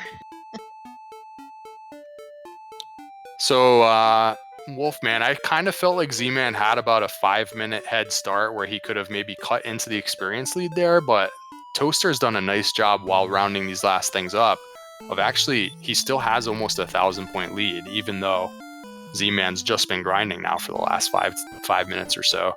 And Z-Man's found an overworld spot here in the forest. I guess he just wants this Magiwyvern, mostly, and the Wolflord. I think he saw some red slimes also, unfortunately. And I think if he casts Repel, he'll lose both of these enemies, unfortunately for him. So he has to put up with the occasional red slime. I don't know. Overworld grinds in the trees for an end game grind. Seems kind of slow, but it's a little bit tough right now. Yeah, now that AmazingToaster has everything necessary, having already picked up the rainbow drop, now we just have to figure out which level is going to give us our strength here. I almost feel like Z-Man wishes that he could like unequip Erdrick's armor temporarily so that he could repel the red slime and even the Wolflord. Just concentrate on the werewolf here and the Magiwyvern, but you can't unequip equipment until Dragon Warrior 2, I believe. Dragon Warrior 1, it just kind of stays there in your status window. And if you were to accidentally put on the cursed belt, well, let's just say it likes to keep you fashionably attractive. Yeah. There have definitely been times in tournament races where there's been an accidental cursing just from a miss menu. And that is always interesting. In this case, I think Breckenary was it the first town that they saw? So it wouldn't be too impossible to get uncursed, but... so the lead is down to 600 points, by the way. So AmazingToaster has found a zone in Hawksnest that's not the Stoneman grind, just the desert tiles in Hawksnest, yielding a wizard and maybe a couple of other decent enemies. Z-Man likes the forest tiles, which are lower encounter rate, but he's finding werewolves and Magiwyvern. And seems to be using that to actually cut into the lead slightly while AmazingToaster settles in. There are red slimes on those desert tiles as well. Yeah, that's the bummer with any of these kind of grinds, is that you don't always get the perfect zone where all the monsters are exactly what you're looking for. The red slime just eats up your time when it appears, and it's just worth nothing. So here's a level up for Z-Man now, so they're both on 13. Good MP boost there. They were a little low on MP earlier, but now we're solidly into the orange. Almost triple-digit MP. So mostly we need hit points and strength, as indicated by the white statistics on our tracker there. That is correct. Strength in combination of our weapon, Erdrick's sword, will help boost up our attack power. So, in this case, strength and attack power are tied together. Ideally, we would like somewhere around 124 attack power at a minimum, so that we can deal enough damage to the Dragonlord while still being able to cast enough heal mores. Whereas So that requires a lot of level ups, or there's an alternate way, which is to put on that death necklace that you see them carrying around. Unfortunately for them, they're really far away HP-wise for that being very useful right now. But yeah, so we need more levels. The death necklace, like the cursed belt, is another fashion statement that likes to stick with you even when Disco dies. The thing is, the death necklace has a little bit of a risk-reward system. You gain about 10 points of attack power, but your HP is reduced by 25%. So, we kinda don't want to use the death necklace at this stage.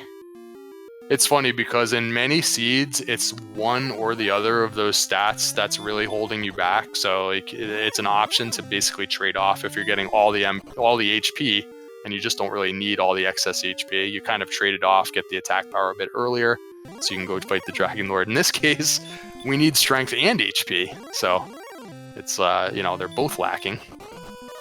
So death necklace pretty useless in that case, but. Well, they're both doing, random zone grinds here, and whoever can find the better one until hurt more is learned or heal more is learned, I guess, is gonna have an advantage. We only have 3 more levels where we can learn spells here. Yeah, they're gonna be coming eventually. So still just about a 600-point lead for Toaster. Just. On a good grind, like a good Axe Knight grind, that represents about 1 minute of game time. So he has, in theory, about a 1 minute lead. Now, with these kind of grinds that are available, that might be more like a 3-minute lead. But it's close. This is a close race. Anything that goes wrong in Charlotte could swing things either way still.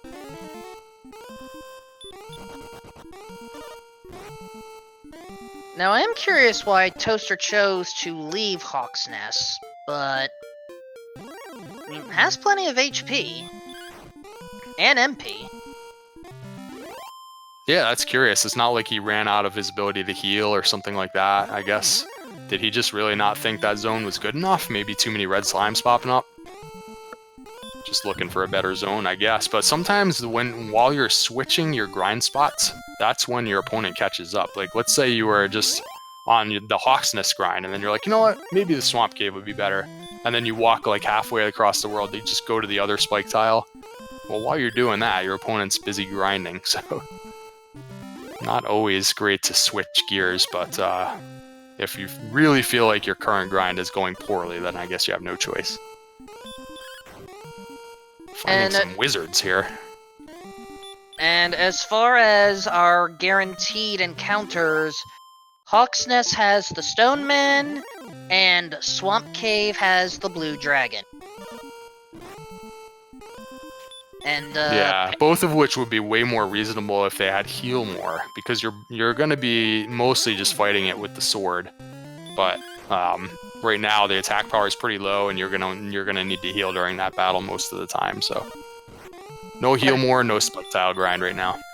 But at the same time, Stone Man is more susceptible to sleep, so if we were to pull that off, Stone Man could possibly work.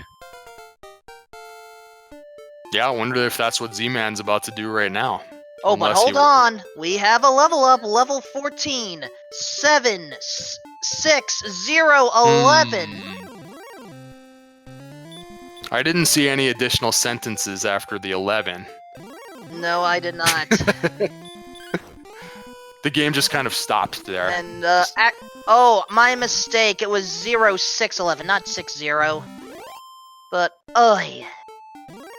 MTI, you have cursed this run too much. Seriously. Why did we have to name the the level ups with nothing after you. Z-Man is indeed trying the Stone Man, as you mentioned, so maybe that's the deal, if you can keep this guy sleeping for a while.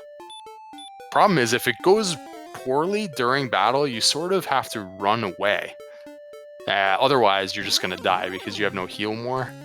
But that is an option. If it wakes up, let's say, twice in a row, with 78 agility, you can actually run away from the Stone Man most of the time, and then you could just heal up and restart the battle. It's just if that happens too often, it's a little slow. But going with the Stone Man grind here. See if he can cut into this lead. It's now about a 900-point lead. Stone Man worth 155 each.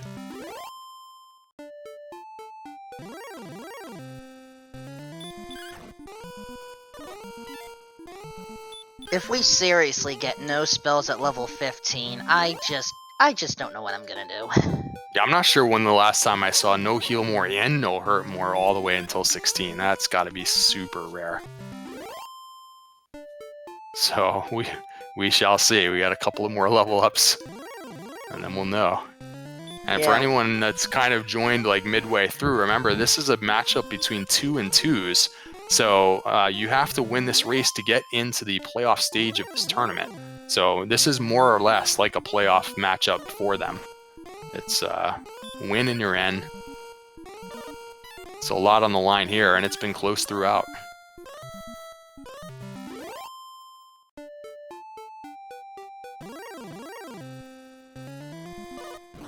Yeah, honestly, the way this is shaping up, I'm actually going to have to pull up the exact level numbers here, or rather exact experience point numbers, because that is... If it just goes on forever, yeah. Have we had... I feel like we've had at least one race in this tournament go until level 20. Hopefully that's not happening tonight. But, yeah, it could be a few more levels. It's fun to see the dichotomy now. Z-Man is going with the Spike Tile grind, and it's a slow fight with this Stone Man. While AmazingToaster is going with the Desert encounter rate, getting some slimes in between, but some wizards and other decent enemies. And so they've kind of been keeping pace with each other. Neither one of these grinds seems to be better than the other. It's just very different approaches, but still the lead is still about 1,000. Alright, I have confirmation. The next level up is at 7,500 experience points. And Yep, so Toaster's about halfway there. It's got about a dozen more of these mid-sized enemies to kill to get there. Z-Man just now got 14, so he's got a full level to get to 15. Sticking with the Stone Man grind.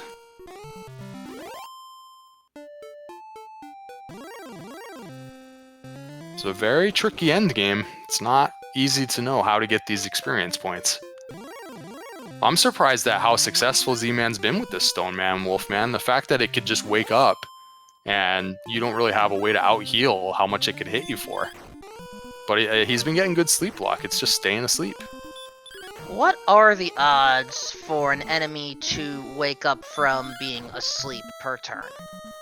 I believe that every turn it's a 1 in 3 chance that it wakes up. So, and Stone Man goes to sleep most of the time. It's only 2 out of 16 resistance. So once it's asleep, it's only a 1 out of 3 chance for it to wake up each turn, which is good. But obviously, because it's randomizer, you know you'll get some battles where it wakes up every turn, just back to back to back. But we haven't seen that happen yet to Z-Man. I haven't seen him have to like run away from a battle yet. That's kind of what I'm looking for, to see if he'll do that, or if he'll just risk it and risk a death.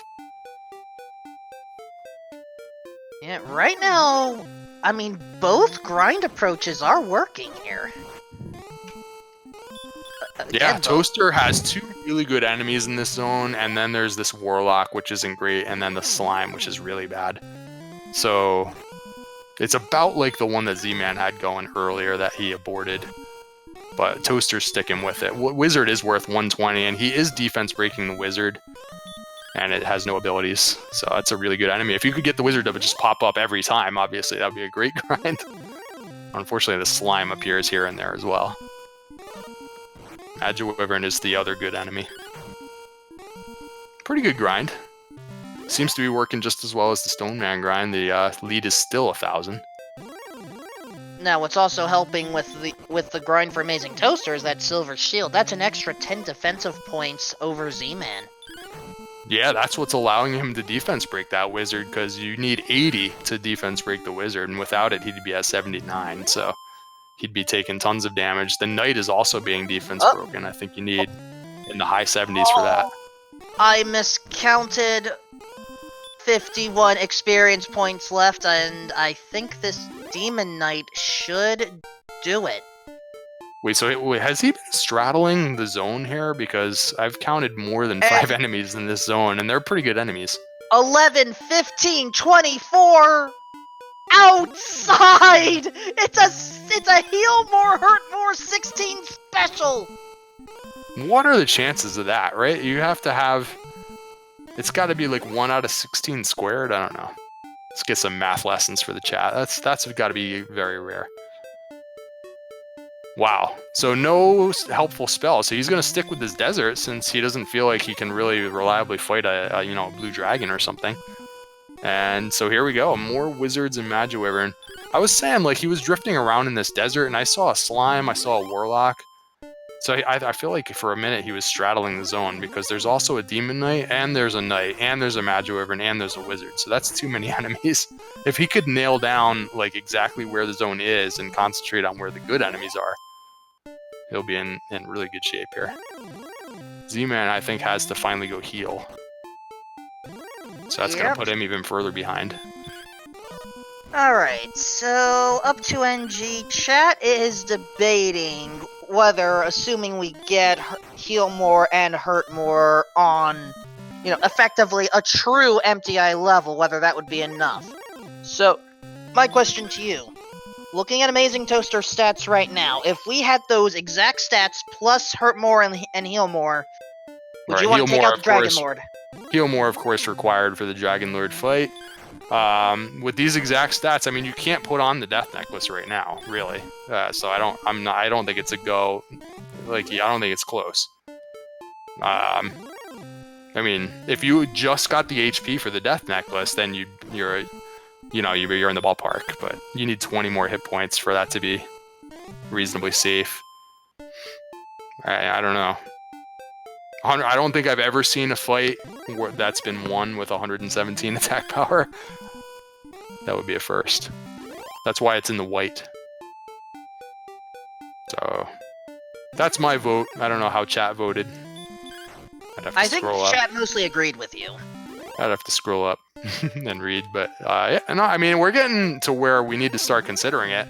Among other things, there's a potential here for him to do a diving grind, because 96 defense power right now, you're defense breaking a lot of Sharlock enemies up to and including an Axe Knight. So wizards, werewolf, Star Wyvern, green dragon, Axe Knight, assuming they don't have Dragonlord breath or something, they're doing very little damage to you. And so you can keep all of your MP, pick and choose your fights, and get a level pretty easily in Sharlock right now. And as long as you get something, you're in pretty good shape, because you got good MP. If you were to get all the HP for the Death Necklace, it's go time. Otherwise, you're going to need, close to 10 power on a level up. But even if you don't get it, you could probably still stay in there and just fight even more enemies. The fact that you're defense breaking so many enemies is a pretty big deal when it comes to going into Sharlock a little early. Especially if you're not on a spike tile grind anyway, you're just running around in the desert fighting enemies. You might as well just run around in Hawksnest or in Sharlock and fight enemies, right? And just work your way down. You're going to be getting just as good enemies and at a pretty similar encounter rate. I don't know. I don't know if that's what they were all discussing in chat, the possibility of going into Sharlock to fight enemies. But I think that's a valid option here. I don't know. For grinding against enemies, perhaps, but taking out Dragonlord 2, no. Yeah, we're not ready yet unless something changes. Like we got to get the HP for the Death Necklace, or we got to get that attack power, at least into the orange. So a little bit of ways to go. We're getting there. That was a pretty good bump they just got on 15. So we're getting close. We got the HP. So the HP is no longer in the white. It's solidly in the green. Just Which one means... statistic left. It's that pesky strength score. Yeah, and once the strength goes up, the AP goes up at the same time, so... I mean, ideally, if we were to somehow get, I don't know, 20 strength, that would be great, but 15 is enough. Ideally, we would like 15 strength on level 16. Yeah. I'm just kind of going to go look at some of my charts and stuff, and I think even about 11 strength would be very comfortable. You'd have 128 attack power with all this MP. You would have a reasonably good chance. So, and that's why I say, like, if you could just put the Death Necklace on right now, you'd be pretty close, because that gives you plus 10 right there. But unfortunately, we don't have enough hit points to do that now. But if somehow all you got on this next level was just a bunch of hit points, you could maybe try it. So effectively, we are looking for, let's say, 20 strength, or rather, 15 strength or 25 HP somehow. Yeah. Something like that. Even like 11 or 12 strength would be good. And about 20 hit points. If they don't get that, though, they gotta keep grinding. I'm just thinking that if you're gonna keep grinding, like, you might at some point want to go into Sharlock to do it and work your way down, just because that's one of the benefits of getting the Silver Shield in the first place. It gives you that option of having really easy fights in Sharlock. So far, he likes this desert spot here, and it actually has been working out well for him. He's almost at level 16 now while we've been chatting. He's like 2 or 3 more battles away, so... I think 3. The magic number is 9750. Look at the lead he's acquired over Z-Man just while we've been watching these two grinds. Z-Man's fallen to 2,000 in the hole and more now. So part of that, Z-Man did have a fall or 2, or 3, thank you, Red Dragon. But the other part is AmazingToaster hasn't really had to use heal during this grind. Yeah, the beauty of defense breaking, you're just not taking damage, so... And you're heal walking with the Erdrick's armor in between battles, remember, as well. Yep, just never has to heal. So it's just that you're not getting the encounters as quickly when you're doing overworld grinds, but I mean, this is the fact that you don't have to go to the inn in between, that saves some of that time too. So this grind has worked out pretty well for him. Right. We'll have to see. This'll do it. Let's see if it's go time. Alright, we know we're going to get heal more and hurt more. That is no longer a surprise. So let's count the numbers. They are 7, 5, 5, oh, 1. It's so close. This is this'll cause you pain if you're in this situation as a runner. Like 7 power, really? That is so close now. It's just so like bleh. Like you can get some double attack. I mean, I think you might have to try. This is very borderline. It might be a 50-50 situation because you can get some double attacks here because of the very high defense power with the Silver Shield, and you know, HP is 116. It's like, oh, you might get 1 double attack, maybe 2. Oh, it is so close, Wolfman. This is like, if you feel behind, I guess you go. And if you feel like you're got no problems, maybe you get another level, or you fight your way in Sharlock now. Maybe he'll pick off some enemies in Sharlock, right, on the way down. Well, let's at least talk about some math here. So, first of all, 12,000 experience points gets us to level 17. But regarding how attacking Dragonlord 2 works, and why these numbers are color-coded the way they are. So, Dragonlord 2 has a very interesting formula here. It looks like a grind in progress, but go ahead and continue the math. He doesn't seem to be going for it now, though. Yeah. But go for it. Go ahead and go through the math anyways, because it's important. Alright, so let's take our attack power. And then let's divide it, let's subtract 100. So now we're down to 24. Now let's divide that 24 by 2. So we are at 12. That is the most we can attack the Dragonlord. Divide by 2 again, you have the minimum. If you end up with a remainder, I want to say you have to round down. So right now we can deal 6 to 12 damage to Dragonlord 2 per swing, but also factoring in that we have to heal more every now and then. I think we have 14 heal mores available. That's... Yeah, that's exactly right. And it's on average, you're doing about 9 damage, which Dragonlord can have a range now. It could be 150 on the low side up to 165 for possible HP for the Dragonlord. So, there's a little bit of randomness involved there too. But on average, it's going to take somewhere in the realm of about 18 swings to take it down. Now, you could roll good and get above average damage rolls, or obviously things could go poorly as well. But on average, it might take 18 swings, and as you mentioned, we have like 14 heal mores. I believe that you can count on maybe one double attack here. You have a very good defense rating and some extra HP to work with. So it's like, I think it's doable here on 16, but if anything goes wrong, like if the mini boss does something nasty, if DL1 doesn't cooperate and you can't get the extra turn, you know what I mean? You get back attacked by DL2, like anything goes wrong and all of a sudden you're an underdog. So I don't know.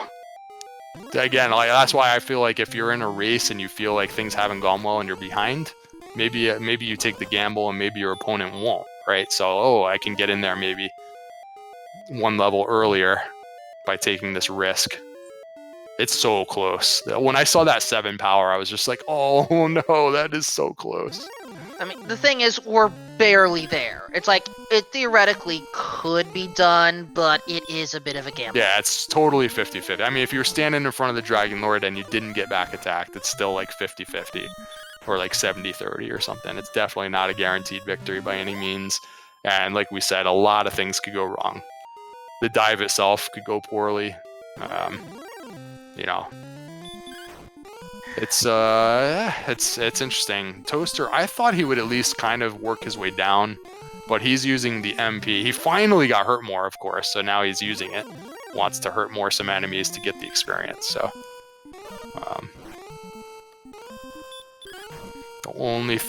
so we would have to see. Unfortunately, Z-Man's fallen a little further behind, but I was thinking if Z-Man just went straight in and went for it on 16, and Toaster was running around here getting 17, that could give Z-Man just that glimmer of hope to walk right past him and maybe get to the Dragonlord first.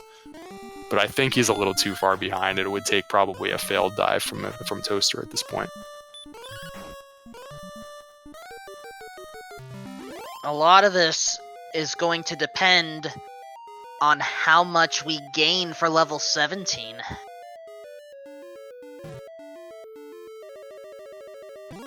Yeah.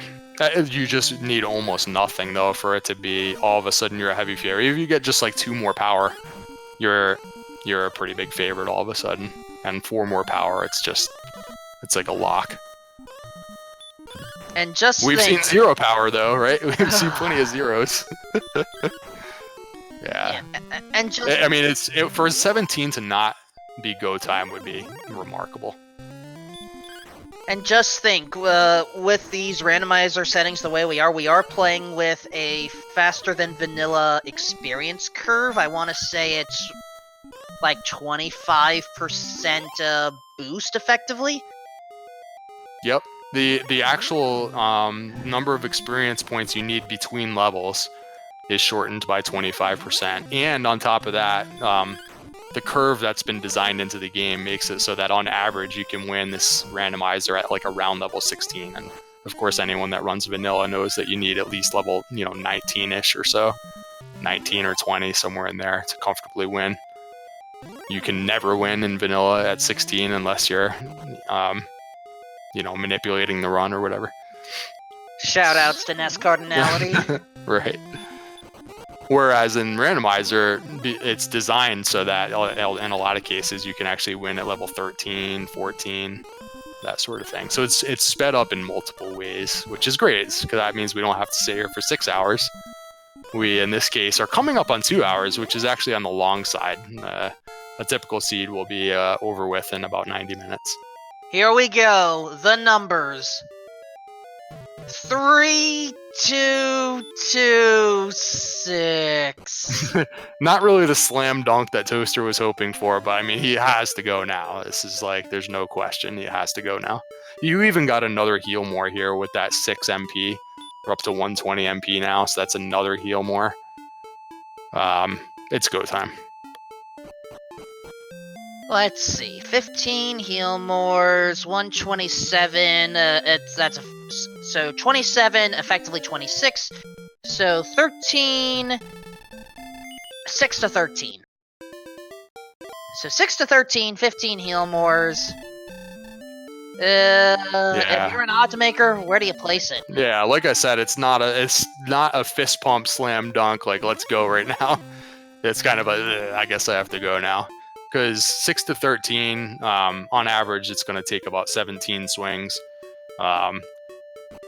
Behind the scenes, too, like 127 is actually better than 126, even though it doesn't seem like it. You'll get more high rolls and less low rolls or whatever, even though the range is the same. So it's, you have 15 heal mores. You have to try. Now, that's not saying that he doesn't lose a couple of heal mores to red dragons along the way, as often happens or whatever. But with 100 agility, that's less likely than normal to happen. And, he's defense breaking DL1, so if he gets a physical from DL1, he'll take hardly any damage, which is a good thing. You'll have just that much more chances to actually enter the fight with an extra turn, You gotta go for it. It's definitely like you can lose the fight, but you're a pretty good favorite now. And yeah, whereas 16 was really really borderline. 17, you gotta try. Yeah, AmazingToaster trying to run from everything. Doing a good job of that right now. Wants to save every single resource available. And I can't wait in a minute or so. We're going to see Z-Man get to 16, and he's going to take a really big look at the stats. I'll be super curious how Z-Man handles 16, if he's going for game, or if he fights his way down, or if he grinds. There's like 3 different choices.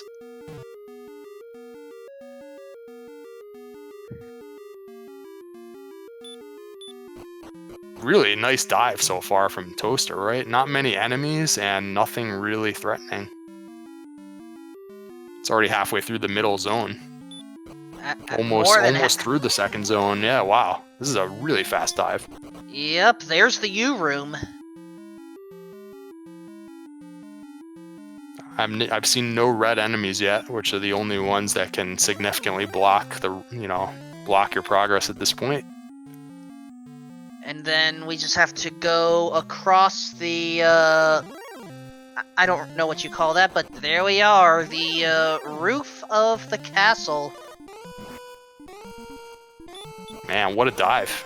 This is like just a couple of minutes and he's on the bottom already. I can't think of any mini-boss that's like a serious problem. We haven't seen any wombo combos from any Sharlak enemies, I don't believe. I don't even know if any of them have Dragonlord breath at all, to be honest. The 6 spike tile enemies that are even possible are the Axe Knight, the Blue Dragon, the Stone Man, the Armored Knight, the Red Dragon, and the Golem. I don't think any of those are especially nasty in this seed, so... if he gets through that mini-boss with full resources, he's going to be in good shape for the Dragonlord fight. I don't remember if you said that the Gold Man was one of them, but Gold Man did have... Oh, yeah, they're a little too weak. They did have something nasty, you're right. They did have Dragonlord 2 breath, whereas Golems have hurt more. Okay, and we do have a Golem, and they hit pretty hard, so he's in danger of actually losing a heal more here. He probably should be able to get it in 4 hits most of the time, but these are some low rolls. He's got a heal more here. Now things are a little more dicey, Wolfman. And Z-Man is now looking hard at those stats. Oh yeah, I can't wait to see what Z-Man does.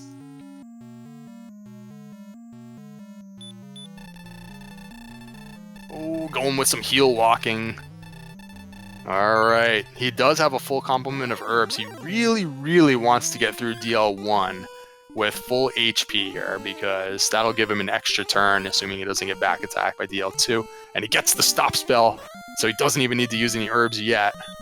Now he'll probably start using some herbs. Doesn't want to use any MP, but the herbs will allow you to have a chance to get an extra turn here.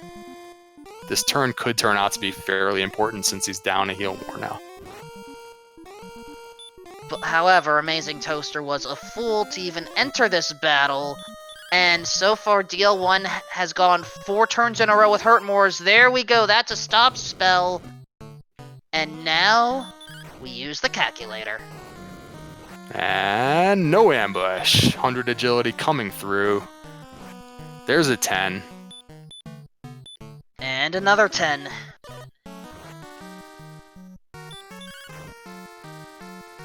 Yeah, remember the range is 6 to 13, so anytime you see double digits, that's good. Single digits, bad. So far, so good.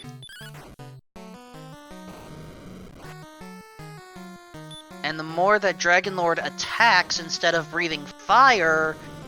he did not need to take that risk, in my opinion, but... And because of that risk, I missed what that was. Okay, 8. Thank you. He is getting some low rolls now. The 10 is kind of average, and the 8 is under average. He's had a couple of 8s now, so this is slightly below average. Nothing to be real concerned about, and he did get the double attack there, obviously. So if he gets even one more double attack, I think he's all set.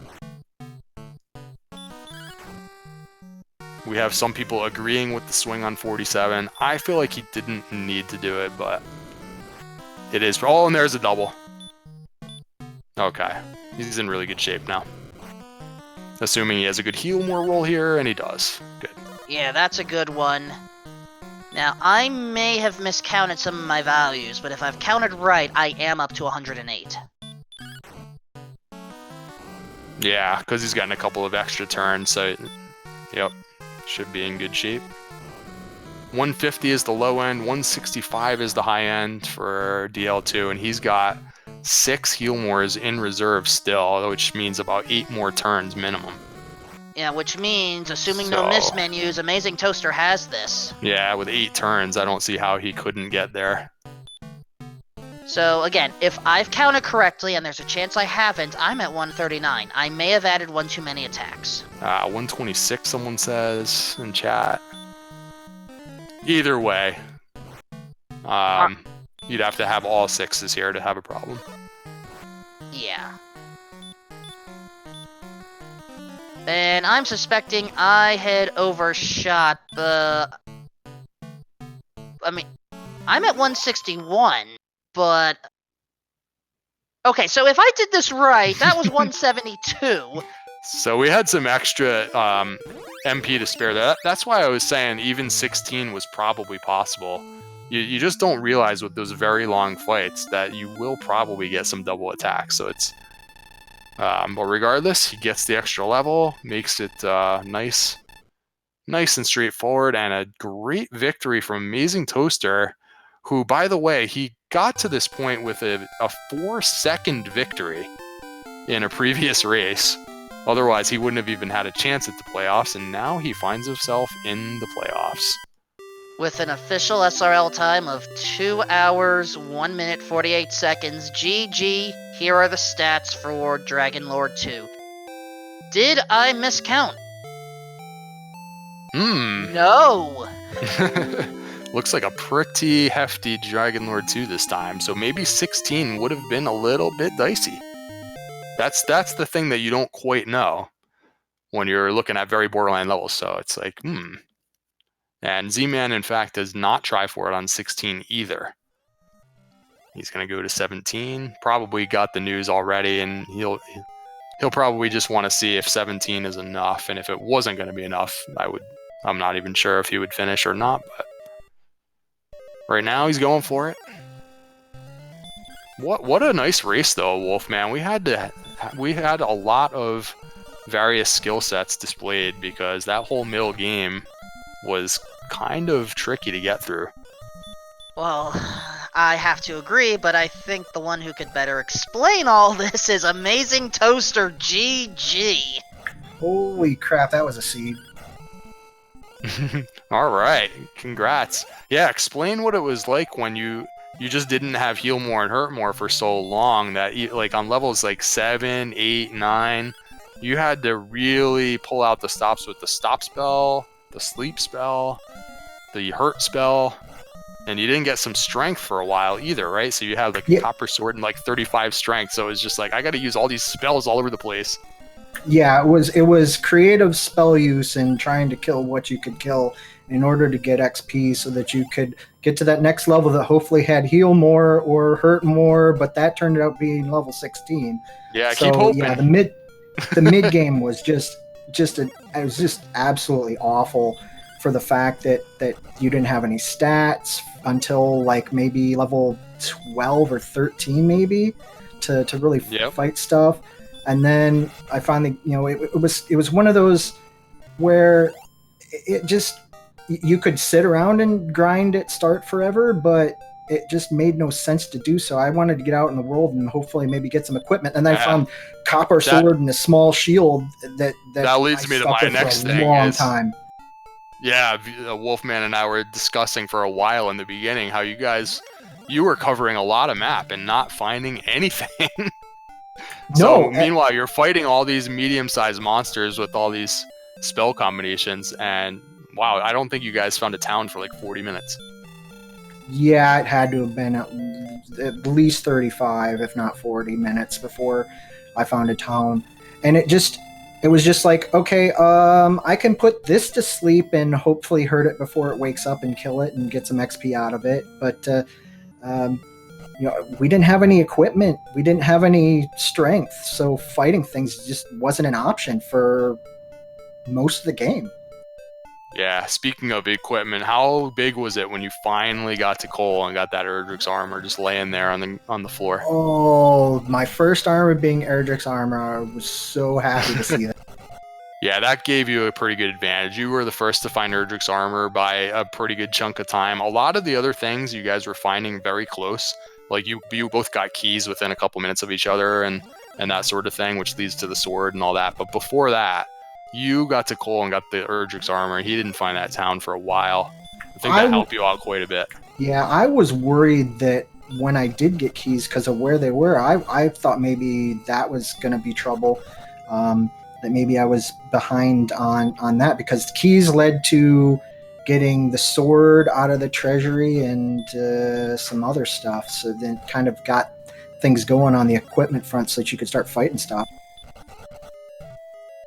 Yeah, it just so happened you guys both got that at about the same time. I think you found most of these kind of things like 2 minutes earlier.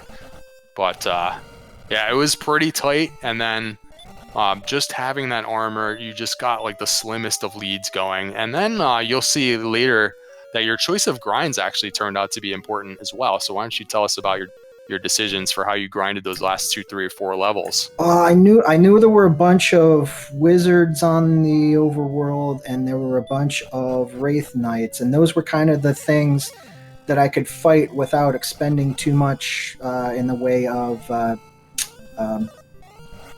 resources, so I could just keep that fight up.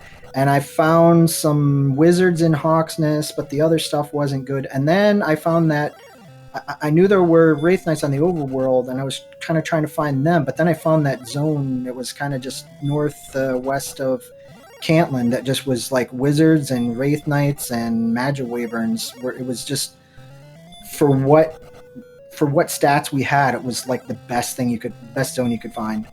Yeah, I think you had switched at one point. I think you were looking around in Hawksness, but not on the spike tile. Hawksness had... Yeah, I had a stone man on the spike tile. I wasn't going to fight him. The desert there, you were fighting... I think it was wizards there also, right? And then you switched it and you went to the... I was trying to find some Wraith Knights because the zones that I found that had wizards previously didn't have other good enemies. So I was like, let's find some Wraith Knights and maybe something else mixed in with them. And then I was like, okay, Wizards, Magic Wyverns, Wizards, Magic Wyverns, Wraith Knights. I will grind the zone as long as I need to.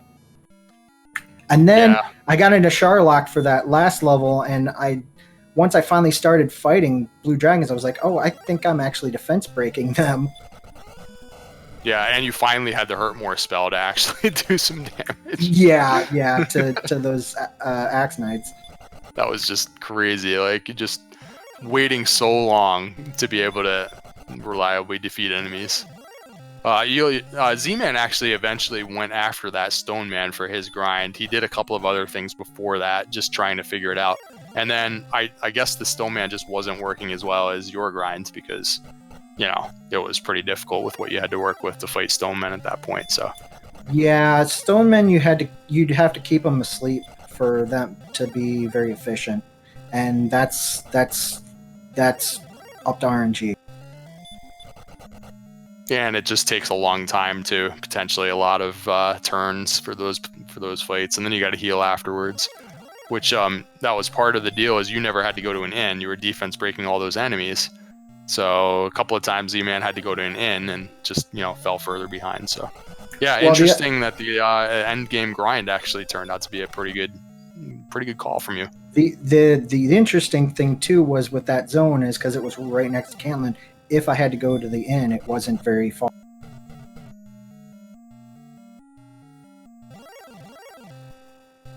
Yeah, so Z-Man's approaching the mini boss now, same level that you were victorious at, level 17, and it looks like he's got all the resources. What did you think about having to burn that heal more against the golem though? And it was like, ugh. Yeah, I didn't want to do it, but because then that caused you to decide. You decided to swing at 47 one time. Yeah, I think I had just gotten a breath attack or something, and I was like, the odds are with me for not having him breathe on me for 48, so I decided to swing at 47 just to be sure that I got that fight done. Yeah, actually, I didn't even think, but that's you were not. You could not have gotten physical for that much because of your high defense rating. Yeah, so yeah, it would have had to be a breath attack for the max. I was at 100 defense, so I want to say the biggest I think I saw him hit me was like 44. So, and I know once you get up that high, he can't hit you for more than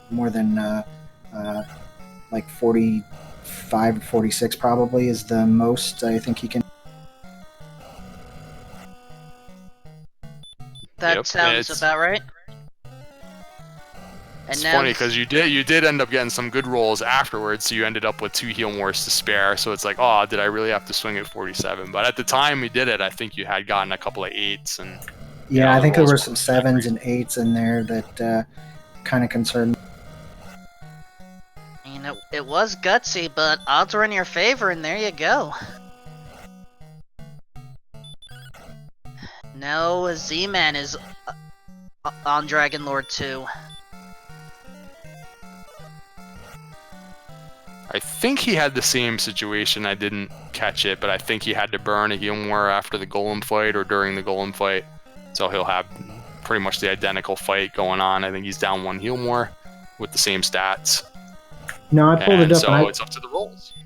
He used all of his herbs before DL1, so he kind of rolled the dice there. Yeah, but DL1 didn't appear to be too bad, so... You had 4 hurt mores in a row to deal with there. That was a little rude on Dragonlord 1's part. Yeah, I had all my... I was hoping for a high roll on that second hit to just get him out of the way in 2 hits, but it didn't happen. Yeah, you guys were lacking in the strength department for the whole seed, and it was no different at the end. You were kind of, you know, had to take a lot of attacks at the Dragonlord in this one. Long fights, but... Yeah, I went in betting on... Oh, Z-Man just did the same thing! Oh! Swings at 47, gets breathed on for 46. Wow. There you go. Hey.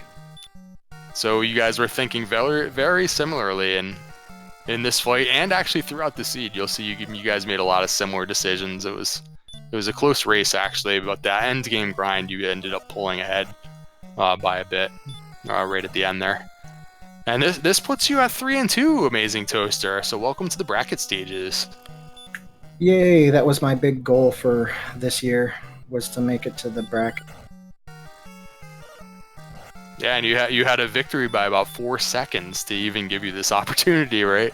The previous race, so amazing. I had like a 27-second victory in week 1 too. So this is my biggest victory so far in the tournament. I was looking through too, and you drew some tough matchups. You had to face off with Jacquemus Wedge earlier in the tournament and Game Boy F9, so Yeah, not I had an easy draw, and you still made it through. Yeah, I had Jack and Game Boy right in a row, so that was a rough couple weeks. And Z-Man taking a well-deserved victory lap before wasting the king's time, and then just abandoning the kingdom to explore on his own. He officially finishes in second place with an official SRL time of 2 hours, 14 minutes, 5 seconds. Get your GGs out in chat, folks. Very nice. Good tournament from Z-Man. He actually drew some tough matchups as well throughout. And yeah, 2 and 3, very solid performance from him.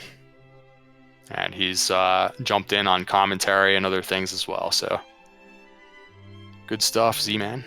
We'll have to look and see if he wants to join us at all.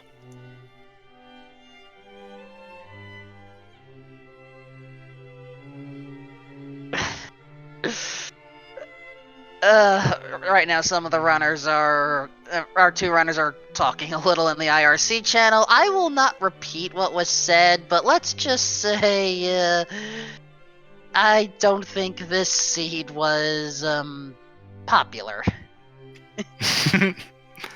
Yeah, yep. They both suffered through it. Kudos for Z-Man for actually finishing it out at the end instead of just, just instantly throwing his computer out the window or something when he saw the .done come through. But yeah. Hopefully this computer is intact for an interview here. GG. Sparkover, I love you. You are my friend. If you ever roll a seed for me again in a tournament, I'm quitting on the spot. Would you rather me roll them again? Yes. Let that be known, folks. I have rolled bad seeds for Dragon Warrior Randomizer in the past. I am still wanted over Sparkover, who is a goddess at this. Oh, that was just pure druck. Oh, God. I think I single-handedly killed most of the scorpion population in Alefgard. Congrats, Z-Man, on a really good run on a very challenging seed there. It's yeah, you had to use all the spells in this one pretty much, right? Sleep spell, stop spell, hurt. Yep, everything. Pretty much everything. Yeah, everything. I would argue that we didn't get outside until I was done looking in dungeons. Ooh, you didn't have to cast outside in the whole seed. Now that you mention it, I think I only ever looked in one dungeon. Oh yeah, you got the that's right, okay. Yeah, the token was on the map. I dug through the top floor of the grave, and I don't think I ever saw the token cave, or the tablet cave. I was wondering at the time, Z-Man, if you knew that the token had to be on the map, because you didn't even check the basement of Tantagal for a potential more treasure chest to open. So you were just... I was banking on that it wasn't going to be necessary. Yeah, because I knew I still had. I knew I still had the last thing you needed, but okay. Yeah, because I knew I still had Hawksness to check, and I knew Cantlin was right by Hawksness, so I figured, what the heck? If it's in a chest, I'm screwed either way. So let's just take that chance. You were correct in that there was nothing important. For that matter, there was nothing. Period. It was an empty chest in Stones of Sunlight Cave. Yeah, so it was a key and an herb. Yeah, it was either a key or an herb, because I was full on both when I picked it. Okay.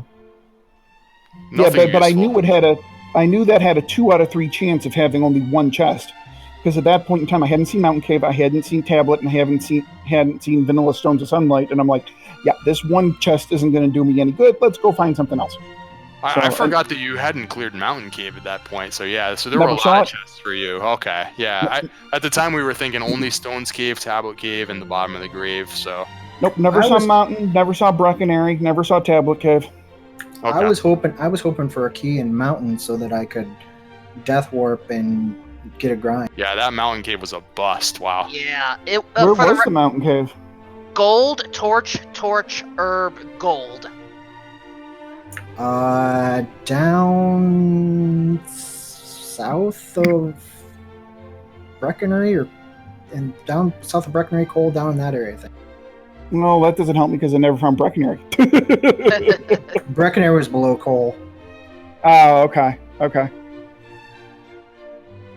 But considering how often you folks make fun of Breckenary, I don't think it made much of a difference. So, Toasty, where did you wind up grinding? Did you grind on those stonemen until we finally got our moors? No. I found a zone, a desert zone that had wizards, magic wyverns, and wraith knights, like just northwest of Cantlin. Oh, yeah, really? He had the silver shield too, so he was breaking all those enemies at the time. Yep. He never had to heal. Well, that would make sense, because any zone in the overworld I had seen up to that point that had a wizard had red dragons. So I'm like, nope, I can't grind on the wizard. So I went and did what I absolutely detest the most and ground on some stonemen. Yeah, I tried grinding in there with the wizards in Hawk's Nest, but all the other stuff was kind of crap. So I went looking for Wraith Knights on the overworld, and I happened to find that zone that had the other two enemies in, and I was like, this is the perfect zone for what equipment and stats we have. Yeah, I found a decent zone like for 10, 11, 12, actually north and west of the castle of Tantagel. They had magic wyverns and wolf lords and werewolves, so I was taking care of most of that, and then I'm like, all right, I need faster. Must go faster. Yeah, I saw that zone kind of early on when werewolves were hard to run from. Yeah, unfortunately for you, Z-Man, I think that zone was mostly in the trees, right? So it was just taking a while to find the monsters at that point, so you moved on to other options after a little while. Yeah, I think once I got up to, once something killed me, either in or outside of Hawk's Nest, I knew I only had like 500 to go until I think it was level 14 or 15. So I'm like, all right, let's go back to that area, let's finish that level, and then I've got absolutely nothing. So I'm like, what do I do? Because I really hadn't found a good overworld grind spot. So it's like, and I'm grinding along, thinking to myself, if only we could implement that cursed belt idea, that would be wonderful. Yeah, you'll see when you watch it back. I mean, you both ran really solid runs for such a challenging seed, and it was very similar actually. And you were kind of even for a while. His exploration just turned out to be a little better because he, just from sheer direction that he traveled and stuff, he happened upon coal quite a bit before you, so he had the armor to work with for a while when you had nice. Were lacking in gear. Lacking in anything. It took you a long time to find a town, just in general. Oh God, yeah. Those kind of things, and then the difference in grind made a little bit of a difference at the end as well. But just early on, just getting that armor a little earlier and getting to some of the towns and things and upgrading equipment just slightly sooner, that kind of thing. Keys and sword actually was very close, but some of the other stuff you just got to a little earlier and just made a minor difference. And then that end game grind was a little bit of a thing too. But two really good runs though. Other than that, it was like very, very similar. I would have probably made it to Colt earlier if I hadn't been out of MP when I first got to that section and saw that swamp down there, because I was going to trudge through that swamp, but I didn't have an MP to heal up after getting through. And it seemed like there were just enough red dragons all over the overworld for you guys to just, no heal more, just no chance. And for a while you didn't have agility either. So you just kept getting sent home. What do we have for COD counters here? We have 27 CODs for Z-Man, if that's accurate. And just 17 for AmazingToaster. I guess that's part of the difference as well. Yeah, 27 feels about right. I mean, I think, what was it, 2 or 3 times in a row, I was trying to get from Tangent-Jill to Hawksness, and I got sent back by whatever. I mean, even a metal slime darn near slept and wrecked me. Yeah, I failed to make it to Garenham the first time because I got wrecked by a red dragon. And then I don't know if you guys happen to notice this, probably not, but I nearly threw my controller through the screen. I was at level 13 or 14. Wondering when that would happen. Going into Hawksness, and I'm in Hawksness, going to the Stone Man, and a red slime back attacked me. And I'm like, all right, that's officially agility is just a number. I'm sorry, if you're a level 14 and a red slime back attacks you, then agility really means nothing. Did the Joel ever breathe on you? That's awesome. Twice or 3 times. Okay. Did the Drakima get you? No, I don't think I ever saw Drakima. Oh yeah, Drakima got me twice. Armored Knight got me a couple times. I had gotten to level 4, I think, before I found out the Scorpions had baby. Jerk. I think I got to 3.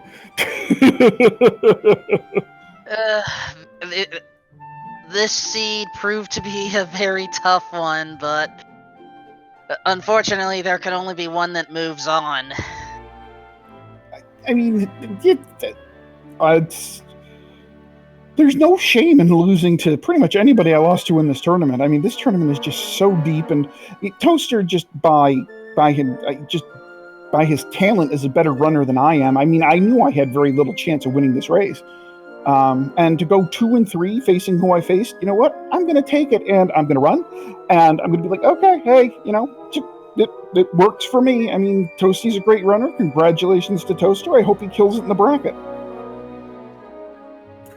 Yeah, hopefully I don't see Jack or Game Boy again anytime soon. I do not control. Yeah, you both had a tough field. Tough draws, guys, and solid results. 2 and 3, as you said, very solid showing for the competition you faced. And 3 and 2 for AmazingToaster. Congrats on that, and we'll see him in the bracket next week. We're almost done with round 5 of Swiss already, guys. So we have just a couple of more matches scheduled. It looks like tomorrow we'll have a 7 p.m. Eastern match with Nest Cardinality and Angel FM. And then later in the evening, Lord of the Synth and Monster Slime at looks like about 11 with some non-standard flags. And the following day, Captain Green 7 and JJ Schmid 77 at about 10 o'clock. And we're just about done with scheduled races for the Swiss rounds. I think it's been a lot of fun so far. Indeed, these 5 weeks have come and gone quickly, but there's still plenty more to come. But for now, please give it up once more for AmazingToaster and Zman050778. Please give them a follow, along with my commentary partner Up2NG, our tracker Archfield Monk, and our restreamer / seed roller / landscape developer Sparkover. More information about the tournament can be found at bit.ly/DWR tournament. Try out the randomizer at bit.ly/DW randomizer. And just keep on following and hanging out with us here at twitch.tv/RPG Limit Break. And I guess maybe follow me, Wolfman2000, if you want. I don't know. I'm not the real professional here. I just talk. I see a note also, we might be rating Speed Gaming, who's doing a Metroid Prime Randomizer tournament match. So stay tuned for that. Oh, the rando, let's go. So for everyone here, this is Wolfman2000 saying good night and watch out for... I don't know what this time. Watch out for bad spells here, I guess. Good night, everyone.